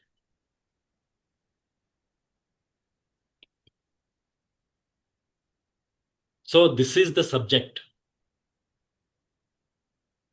ಸಬ್ಜೆಕ್ಟು ಅಷ್ಟು ಈಸಿ ಇಲ್ಲ. TCM ಅಂತ ಏನಿದೆ ಅಲ್ವಾ, ಮಾರ್ಕ್ ಮೈ ವರ್ಡ್ಸ್, ಅಷ್ಟೊಂದು ಈಸಿ ಇಲ್ಲ. ಅದು ಇನ್ ಡೆಪ್ತ್ ಕಲ್ತಾಗ ಕನ್ಫ್ಯೂಷನ್ಗಳು ಸ್ಟಾರ್ಟ್ ಆಗುತ್ತೆ. ಕನ್ಫ್ಯೂಷನ್ ಕ್ಲಿಯರ್ ಮಾಡ್ಕೊಂಡಾಗ ನಮ್ಮ ಡಯಾಗ್ನೋಸಿಸ್ ಪಕ್ಕ ಆಗುತ್ತೆ. ಅವಾಗ ಅರ್ಥ ಆಗುತ್ತೆ ಸಿಂಗಲ್ ಪಾಯಿಂಟ್ ಅಂದ್ರೆ ಏನು, ಯಾಕೆ ನಾನು 5 ಎಲಿಮೆಂಟ್ಸ್ ಮೇಲೆ ಕೆಲಸ ಮಾಡ್ತಾ ಇಲ್ಲ, ಯಾಕೆ ಇನ್ಯಾಂಗ್ ಮೇಲೆ ಕೆಲಸ ಮಾಡ್ತಾ ಇದ್ದೀನಿ, ಯಾಕೆ ಪದೇ ಪದೇ ಮತ್ತೆ ಅದಾಗ್ತಾ ಇದೆ. ನಾನು ಗುಣ ಮಾಡಿದ್ನಲ್ಲ, ಗುಣ ಆಗಿತ್ತಲ್ವಾ, ಮತ್ತೆ ಏನಕ್ಕೆ ಆಗ್ತಾ ಇದೆ. ಬ್ಯಾಲೆನ್ಸೇ ಮಾಡ್ಬೇಕಾ, ಏನಕ್ಕೆ ಬ್ಯಾಲೆನ್ಸ್ ಮಾಡ್ಬೇಕು, ಗುಣ ಆದ ಆಯ್ತಲ್ವಾ. ಕ್ವೆಶನ್ಸು, ಡೌಟ್ಸು ಎಲ್ಲ ಸಬ್ಜೆಕ್ಟ್ ಗೊತ್ತಿಲ್ಲದೆ ಇವಾಗ ಇನ್ ಅಂದ್ರೆ ಕೋಲ್ಡು, ಯಾಂಗ್ ಅಂದ್ರೆ ಹೀಟು. ಯಾಂಗ್ ಹೀಟ್ ಅಲ್ವಾ, ಹೀಟ್ ಹೆಚ್ಚಿಗೆ ಆದಾಗ ಅದನ್ನ ಕಡಿಮೆ ಮಾಡಿ ಮೇಥಿ ಸೀಡೋ ಅಥವಾ ಇನ್ನೊಂದು ಹಾಕ್ಬಿಟ್ಟು ಕಡಿಮೆ ಮಾಡಿ, ಇನ್ ಹೆಚ್ಚಿಗೆ ಆದಾಗ ಯಾಂಗ್ ಹೆಚ್ಚಿಗೆ ಮಾಡಿ, ಹೀಟ್ನೆಸ್ ಹೆಚ್ಚಿಗೆ ಮಾಡಿ ಅಂತಂದ್ರೆ ಟಾಪಿಕ್ ಕ್ಲೋಸ್, ಕೋರ್ಸ್ ಕ್ಲೋಸ್, ಎಲ್ಲ ಕ್ಲೋಸ್. ಬಟ್ ಅದೇ ಇನ್ ಡೆಪ್ತ್ ಹೇಳ್ಕೊಡುವಾಗ ಕನ್ಫ್ಯೂಷನ್ ಸ್ಟಾರ್ಟ್ ಆಗುತ್ತೆ, ತಲೆ ಕೆಟ್ಟೋಗುತ್ತೆ. ತಲೆ ಕೆಡುತ್ತೆ. ಬಿಕಾಸ್ ನಾನು ಸಬ್ಜೆಕ್ಟ್ ಹೇಳ್ಕೊಡ್ತಾ ಇದ್ದೀನಿ, ಸಬ್ಜೆಕ್ಟ್ ಇಂಪಾರ್ಟೆಂಟ್, ಹೇಳ್ಕೊಟ್ಟಿದ್ದೀನಿ ಅನ್ನೋ ಒಂದು ಸ್ಯಾಟಿಸ್ಫ್ಯಾಕ್ಷನ್ ನನಗೆ ಇರಬೇಕು. ಸೀರಿಯಸ್ಲಿ ನಾನು ಸಿಂಗಲ್ ಪಾಯಿಂಟ್ ಕೆಲವು ಸತಿ ನಾನು ಡಿಲೇ ಮಾಡಿದ್ದೇನಕ್ಕೆ ಅಥವಾ ಬಿಟ್ಟಿದ್ದು ಅಂತಾನೆ ತಗೊಳ್ಳೋಣ, ಒಂದು ಪರ್ಟಿಕ್ಯುಲರ್ ಸ್ಯಾಟಿಸ್ಫ್ಯಾಕ್ಷನ್ ಇರ್ತಾ ಇರ್ಲಿಲ್ಲ. ಅಯ್ಯೋ ನನ್ಗೆ ಸಬ್ಜೆಕ್ಟೇ ಗೊತ್ತಿಲ್ವಲ್ಲ ಅಂತ ಅನ್ಸ್ತಾ ಇದ್ದಕ್ಕೆ ಸ್ಟಾರ್ಟ್ ಆಗ್ತಾ ಇತ್ತು. ನಾ ಇವಾಗ್ಲೂ ಕೂಡ ಅಷ್ಟೇ, ಇವಾಗ್ಲೂ what I believe is I know 5% of the TCM. ಇನ್ನೂ ತುಂಬಾ ಇದೆ. ಇವಾಗ್ಲೂ ಒಂದು ಪರ್ಟಿಕ್ಯುಲರ್ ಕೇಸ್ನ ಒಂದೊಂದ್ ಸತಿ ಒಂದು 2 to 3 days ಕುತ್ಕೊಂಡು ಅನಲೈಸ್ ಮಾಡಾದ್ಮೇಲೂ ಕನ್ಫ್ಯೂಷನ್ ಇರುತ್ತೆ. ಅವಾಗ ಮತ್ತೆ ಸೀನಿಯರ್ಸ್ನ ಕೇಳ್ಬಿಟ್ಟು ನನಗೆ ಹಿಂಗ ಅನ್ಸ್ತಾ ಇದೆ, ನಿನಗೆ ಹೆಂಗ್ ಅನ್ಸ್ತಾ ಇದೆ ಅಂತ ಕೇಳ್ಬಿಟ್ಟು ಒಂದು ಡಿಸಿಷನ್ಗೆ ಬರ್ತೀವಿ. ಕೆಲವು ಅದ್ ಹೇಗೆ ತಲೆನೋವು ಅಂದ್ಕೊಳ್ಳೆ ಒಂದು ಇದಾಕ್ಬಿಟ್ಟು ಅಥವಾ ಅದೇ ಇದು ಏನೋ ಒಂದು all of A sudden decision ಬಂದ್ಬಿಟ್ಟು ತಗೊಂಡ್ಬಿಡ್ತೀವಿ. ಬಿಕಾಸ್ ನಾವು ಹೆಲ್ತ್ ಜೊತೆ ಆಟ ಆಡ್ತಾ ಇದೀವಲ್ವಾ.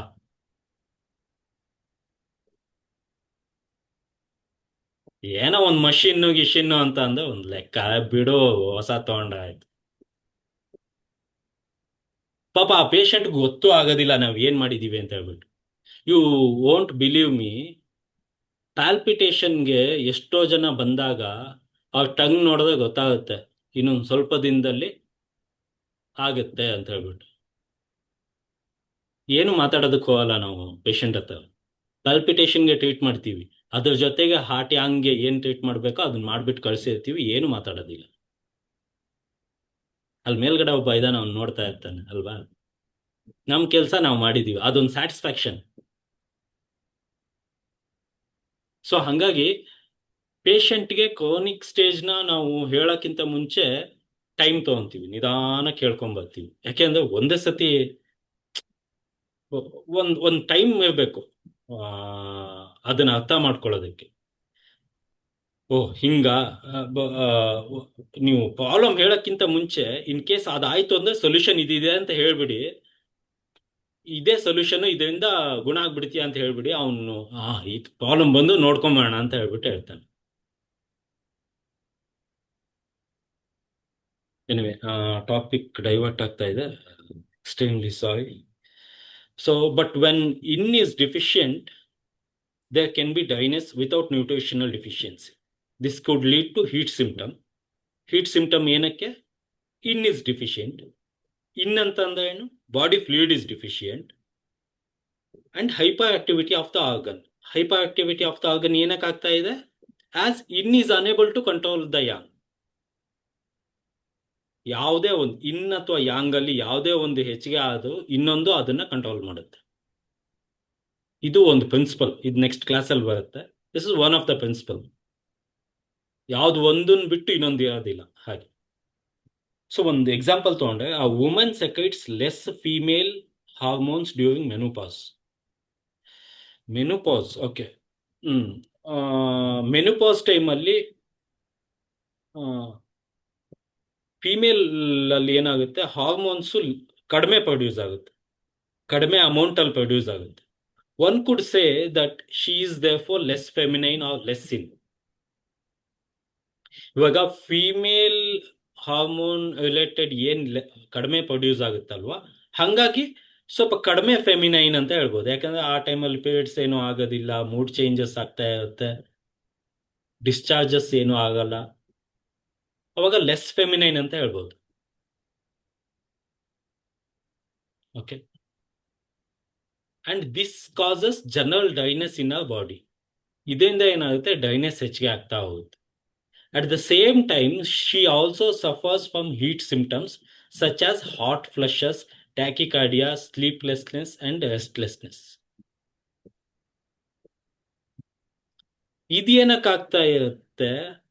ಬಿಕಾಸ್ ಯಾಂಗ್ನ ಕಂಟ್ರೋಲ್ ಮಾಡೋದಕ್ಕೆ ಆ ಪರ್ಟಿಕ್ಯುಲರ್ ಇನ್ನಿಲ್ಲ. ಯಾಂಗು ಹೈಪರ್ ಆಕ್ಟಿವ್ ಆಗ್ಬಿಟ್ಟಿರುತ್ತೆ, ಟ್ಯಾಕಿಕಾರ್ಡಿಯಾ, ಹಾಟ್ ಫ್ಲಶಸ್, ನಿದ್ದೆ ಹೊಟ್ಟೋಗುತ್ತೆ. ನಿದ್ದೆ ಹೊಟ್ಟೋಗುತ್ತೆ ಅಂದ್ರೆ ಮತ್ತೆ ಇನ್ನು ಕಡಿಮೆ ಆಗ್ತಾ ಇದೆ ಅಂತ. ಫಸ್ಟ್ ಆಫ್ ಆಲ್ ಆ ಮೆನೋಪಾಸ್ ಇಂದ ಇನ್ ಕಡಿಮೆ ಆಗಿರುತ್ತೆ. ಇನ್ ಯಾವಾಗ ಕಡಿಮೆ ಆಗಿರುತ್ತೆ? ಇವಾಗ ಒಂದನ್ನ ಕಂಟ್ರೋಲ್ ಮಾಡೋದಕ್ಕೆ ಇನ್ನೊಂದು ಇಲ್ಲ ಅಂದ ಕೂಡಲೇ ಅದು ಹೈಪರ್ ಆಕ್ಟಿವ್ ಆಗ್ಬಿಟ್ಟಿರುತ್ತೆ. ಯಾಂಗ್ನ ಕಂಟ್ರೋಲ್ ಮಾಡೋದಕ್ಕೆ ಇನ್ನು ಇಲ್ಲ, ಹಾಗಾಗಿ ಯಾಂಗ್ ಡಾಮಿನೆಂಟ್ ಆಗ್ಬಿಡುತ್ತೆ, ಹೈಪರ್ ಆಕ್ಟಿವ್ ಆಗ್ಬಿಡುತ್ತೆ. ಅವಾಗ ಹಾಟ್ ಫ್ಲಶಸ್ಸು, ಟ್ಯಾಕಿಕಾರ್ಡಿಯಾ, ನಿದ್ದೆ ಹಾಳಾಗ್ಬಿಡುತ್ತೆ, ರೆಸ್ಟ್ಲೆಸ್ನೆಸ್ ಆಗುತ್ತೆ. ಓಕೆ. ಮೆನೋಪಾಸ್ನ ನಾವು TCM ಅಲ್ಲಿ ಕಿಡ್ನಿ ಇನ್ಡಿಫಿಷಿಯನ್ಸಿ ಅಂತ ತಗೊಂತೀವಿ. Kidney yin deficiency plus chi and blood imbalance ಆಗುತ್ತೆ.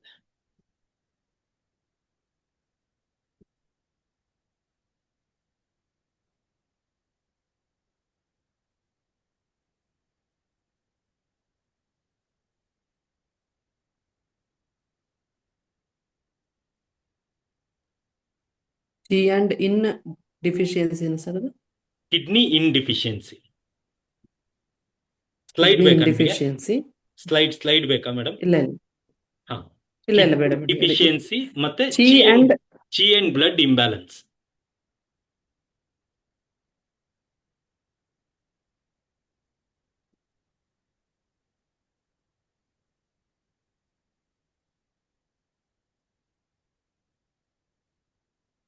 So finally, conclusion. ಟ್ರೀಟ್ ಮಾಡ್ಬೇಕಾ? ಕೇಳಿಸ್ಲಿಲ್ಲ ಮೇಡಮ್, ನಿಮ್ದು ವಾಯ್ಸ್ ಬ್ರೇಕ್ ಸರ್ ಅದನ್ನ ಟ್ರೀಟ್ ಮಾಡ್ಬೇಕಾಗ್ತದ? ನಿಮಗೆ ಟ್ರೀಟ್ ಮಾಡೋ ಅಂತ ಸಿಂಪ್ಟಮ್ಸ್ ಇದೆ ಅಂತ ಅಂದ್ರೆ ಮಾಡ್ಬೇಕಾಗತ್ತೆ. ಆಕ್ಚುಲಿ ಮೆನೋಪಾಸ್ ಬಂದ್ಬಿಟ್ಟು ಬಂದಿದ್ದೇ ಗೊತ್ತಾಗಬಾರ್ದು, ಅವಾಗ ಪರ್ಸನ್ ಹೆಲ್ದಿ. ಒಂದು ಚಿಕ್ಕ ತಲೆನೋವು ಕೂಡ ಇರಬಾರ್ದು. ಸ್ಮಾಲ್ ಚಿಕ್ಕ ತಲೆನೋವು ಅಂದ್ರೆ ನಿದ್ದೆ ಹಾಳಾಗೋದಿರ್ಲಿ, ಹಾರ್ಮೋನಲ್ ಚೇಂಜಸ್ ಆಗೋದಲ್ಲಿ ಏನೂ ಆಗ್ಬಾರ್ದು. ಅದು ಮೆನೋಪಾಸ್, ಅದು ಹೆಲ್ದಿ ಮೆನೋಪಾಸ್. ಅದರಿಂದ ಏನಾದರೂ ಒಂದು ಸಿಂಪ್ಟಮ್ ಆಗ್ತಾ ಇದೆ ಅಂತ. ಇವಾಗ ಏನಾಗುತ್ತೆ ಗೊತ್ತಾ, ಕೆಲವರಿಗೆ ಕಾಲು ನೋತಾನೆ ಇರುತ್ತೆ. ಎಷ್ಟು ದಿನದಿಂದ ನೋತಾ ಇದೆ ಅಂದ್ರೆ ಆಯ್ತು ಒಂದು 5 ವರ್ಷದಿಂದ ನೋತಾ ಇದೆ ಅಂತ. ಅವು ಮೈಂಡ್ ಹೆಂಗಾಗಿರುತ್ತೆ ಅಂದ್ರೆ ಅದಕ್ಕೆ ಸೆಟ್ ಆಗ್ಬಿಟ್ಟಿರುತ್ತೆ. ಅದೊಂದು ಪೇಯ್ನು ಅಂತ ಅನಿಸ್ತಾನೆ ಇರೋದಿಲ್ಲ. ಮೆನುಪಾಸ್ ಅಲ್ಲಿ ನಿಮಗೆ ಸಿಂಪ್ಟಮ್ ಬರ್ತಾ ಇದೆ, ನಿಮ್ಗೆ ಸಿಂಪ್ಟಮ್ ಏನೋ ಒಂದು ಸಿಂಪ್ಟಮ್ ಇದೆ, ಬಟ್ ಅದರಿಂದ ಯಾವುದೇ ರೀತಿ ನಿಮಗೆ ಲೈಫ್ ಸ್ಟೈಲ್ ಹ್ಯಾಂಪರ್ ಆಗ್ತಾ ಇಲ್ಲ, ಎಮೋಷನ್ಸ್ ಹ್ಯಾಂಪರ್ ಆಗ್ತಾ ಇಲ್ಲ ಅಂತಂದ್ರೆ ಬಿಟ್ಬಿಡಿ, ಏನು ಮಾಡೋದಕ್ಕೆ ಹೋಗ್ಬೇಡಿ. Because your body has that potential to control it. But ತಡ್ಕೊಳಕ್ ಆಗ್ತಾ ಇಲ್ಲ, ನಿದ್ದೆನೆ ಬರ್ತಾ ಇಲ್ಲ ಅಂದ್ರೆ ಏನ್ ಮಾಡೋದಕ್ಕಾಗತ್ತೆ? ಟ್ರೀಟ್ ಮಾಡ್ಲೇಬೇಕು. ಇವಾಗ್ಲೂ ಹಾಟ್ ಫ್ಲಶಸ್ ಬರ್ತಾ ಇದೆ. ಇವಾಗ್ಲೂ ಕೇಳಿಸ್ಲಿಲ್ಲ ಅಮ್ಮ. ಕೆಲವರಿಗೆ ಹೆಡ್ಡೇಕ್ ಜಾಸ್ತಿ. ಹಾ ಅದೇ ಇವಾಗ ಯಾವ ಸಿಂಪ್ಟಮ್ಸ್ ನ ತಡ್ಕೊಳ್ಳೋದಕ್ಕಾಗಲ್ಲ, ಅದನ್ನ ಟ್ರೀಟ್ ಮಾಡಲೇಬೇಕು.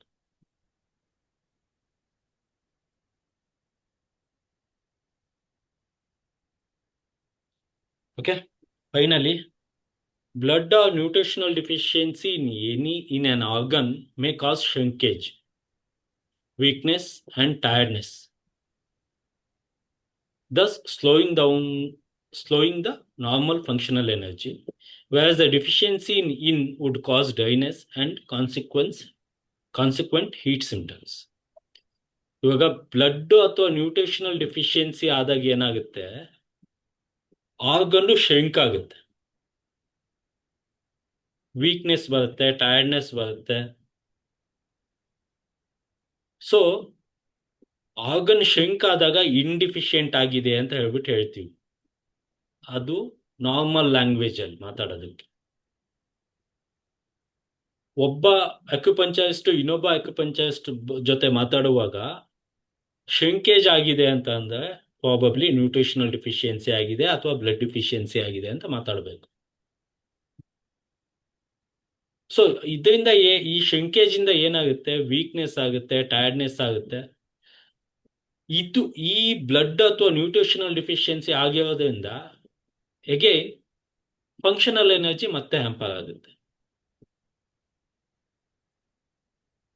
ಬಟ್ ಅದೇ ಇನ್ಡಿಫಿಷಿಯನ್ಸಿ ಆಯ್ತು ಅನ್ಕೊಳ್ಳಿ, ಓನ್ಲಿ ಇನ್ಡಿಫಿಷಿಯನ್ಸಿ, ಅಂತ ಅಂದ್ರೆ ಏನು, ಫ್ಲೂಯಿಡ್ ಅಂತ ತಗೊಳ್ಳಿ. ಅವಾಗ ಇನ್ಡಿಫಿಷಿಯನ್ಸಿ ಆಯ್ತು ಅಂದ್ರೆ ಏನಾಗುತ್ತೆ, ಡ್ರೈನೆಸ್ ಆಗುತ್ತೆ, ಹೀಟ್ ಸಿಂಪ್ಟಮ್ಸ್ ಕಾಣಿಸ್ಕೊಳ್ಳೋದಕ್ಕೆ ಸ್ಟಾರ್ಟ್ ಆಗುತ್ತೆ. All the energy in nature and all things around us are dominated by yin and yang. We cannot understand the changes in ourselves or the world around us without understanding yin and yang. ಇನ್ ಮತ್ತೆ Yang ನ ಅರ್ಥ ಮಾಡ್ಕೊಳ್ಳದೆ ಯಾವುದೇ disease ನ treat ಮಾಡೋದಕ್ಕೆ ಸಾಧ್ಯನೇ ಇಲ್ಲ. So ನೇಚರ್ನಲ್ಲಿರೋ ಎಲ್ಲ ವಸ್ತುಗಳು ಇನ್ ಮತ್ತೆ ಯಾಂಗ್ ಇಂದ ಮಾಡಿದೆ, composed of yin and yang. Anything we take, first slide ಅಲ್ಲೇ ಇತ್ತಲ್ವಾ, living or non living, anything. But yin and yang are always together, ಜೊತೆಯಲ್ಲಿರುತ್ತೆ, always relating to each other, ಒಂದಕ್ಕೊಂದು ಸಂಬಂಧ ಇರುತ್ತೆ, and always reacting to the changes in each other. ಒಂದು ಹೆಚ್ಚಿಗೆ ಆಯ್ತು ಅಂದ್ರೆ ಇನ್ನೊಂದು ಹೆಚ್ಚಿಗೆ ಆಗುತ್ತೆ, ಒಂದು ಕಡಿಮೆ ಆಯ್ತು ಅಂದ್ರೆ ಅದನ್ನ ಇನ್ನೊಂದು ಕಡಿಮೆ ಆಗುತ್ತೆ. ಹೀಗೆ we must not forget that it is the action and reaction that causes changes in and around us. Okay. Finally, therefore, whenever we treat the yin, we should treat the yang as well. When we treat a yang disease, we must take the yin into consideration too. We are treating a changing state, not a fixed one. ಈ ಲೈನ್ಗಳು ನ್ಯಾಂಜಿಂಗ್ university certified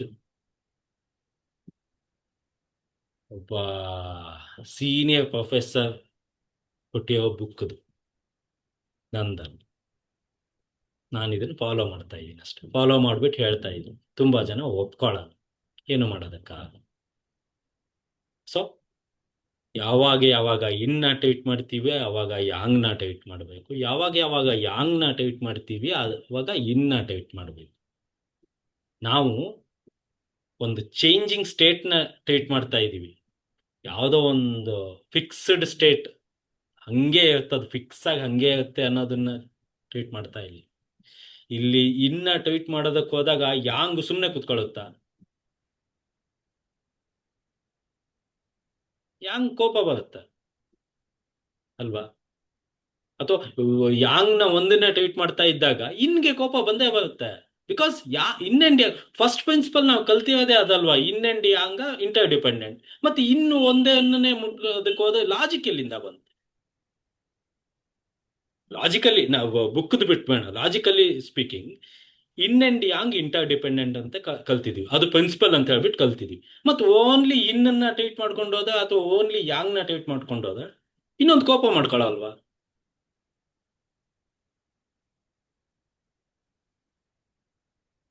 ಹೇಳಿ, ಹೌದಾ ಅಲ್ವಾ? ಹೌದು sir. Balance ಮಾಡ್ಬೇಕು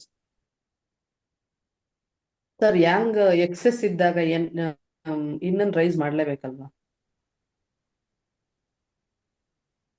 Yang excess ಇದ್ದಾಗ ಯಾಂಗ್ನ ಸೆಡೆಟ್ ಮಾಡೋದೇ ಒಳ್ಳೆ thing. Because ಏನಾಗುತ್ತೆ, ಒಂದು ವಾಲ್ ಇದೆ ನೋಡಿ, ಆ ವಾಲ್ನ ಬೀಳ್ಸೋದು ಈಸಿ, ಕಟ್ಟೋದು ಕಷ್ಟ.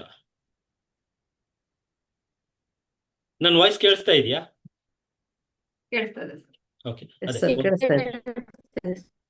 ಒಂದು ವಾಲ್ ಇದೆ ನೋಡಿ, ಆ ವಾಲ್ನ ಬೀಳ್ಸೋದು ಕಷ್ಟ.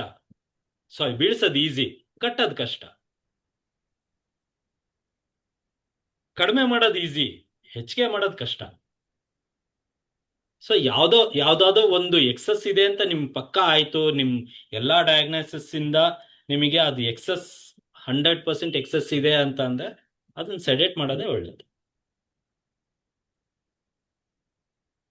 ನೀವು ಇನ್ನೊಂದನ್ನ ಟೋನ್ ಮಾಡಿಬಿಟ್ಟು ಎರಡನ್ನು ಬ್ಯಾಲೆನ್ಸ್ ಮಾಡ್ಬೋದು, ಇಲ್ಲ ಅಂತ ಹೇಳ್ತಾ ಇಲ್ಲ. ಇವಾಗ hyper active ಯಾಂಗ್ನ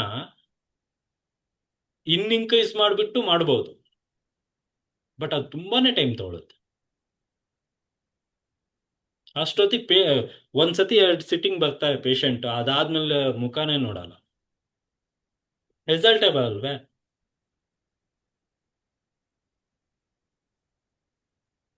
sir last slide explain ಮಾಡ್ತೀರಾ? But yin and yang are always together and are always relating to each other. ಅದನ್ನ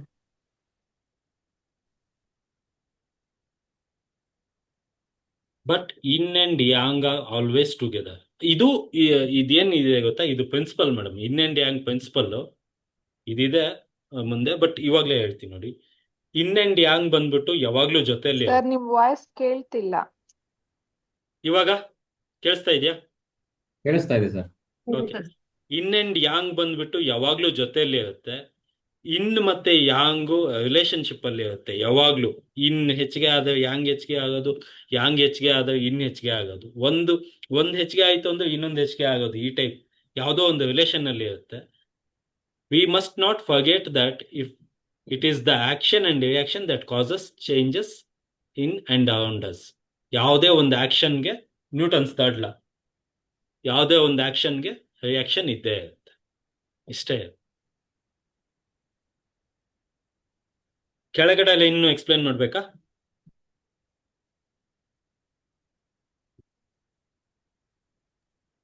ಮಾಡಿ ಸರ್. ಓಕೆ. ಸರ್ ಈಗ ಇನ್ ಮತ್ತೆ ಯಾಂಗ್ ಅಲ್ಲಿ ಈಗ ಇನ್ ಡೌನ್ ಆದ್ರೆ ಯಾಂಗ್ ಡೌನೇ ಆಗ್ಬೇಕು ಅಂತ ಇದೆಯಾ ಅಲ್ಲ ಯಾಂಗ್ ಹೆಚ್ಚು ಆಗ್ಬೋದಲ್ವಾ? ಅದ್ ಬರುತ್ತೆ ಮೇಡಮ್, ಅದು ಪ್ರಿನ್ಸಿಪಲ್ ಅಲ್ಲಿ ಇದೆ. ಅದೇ ಓಕೆ ಅಲ್ಲ ಒಂದೇ ರೀತಿ ಆಗ್ಬೇಕು ಅಂತ. ಅದೇ ಅದ್ 4 ಪ್ರಿನ್ಸಿಪಲ್ ಅಲ್ಲಿ ಇದೆ, ಹೇಳ್ತೀನಿ. So therefore when we treat ಈ ಲೈನ್ ನ ನಾನು ಅದನ್ನ ಎಕ್ಸ್ಪ್ಲೇನ್ ಮಾಡಿ ಹೇಳಿದ್ದು. therefore when we treat the yin we should treat the yang as well, and when we treat the yang disease we must treat the yin into consideration too. We are treating a changing state, not a fixed one. Yang ನ treat ಮಾಡುವಾಗ ಇನ್ನು ಕೂಡ ಮಾಡಬೇಕು, ಅಥವಾ ಇನ್ನ treat ಮಾಡುವಾಗ ಯಾಂಗನ್ನು treat ಮಾಡಬೇಕು. ಯಾವುದೇ ಒಂದನ್ನ ಟ್ರೀಟ್ ಮಾಡಿಕೊಂಡು ನಮಗೆ ಬ್ಯಾಲೆನ್ಸ್ ಮಾಡೋದು ಕಷ್ಟ ಸಾಧ್ಯ.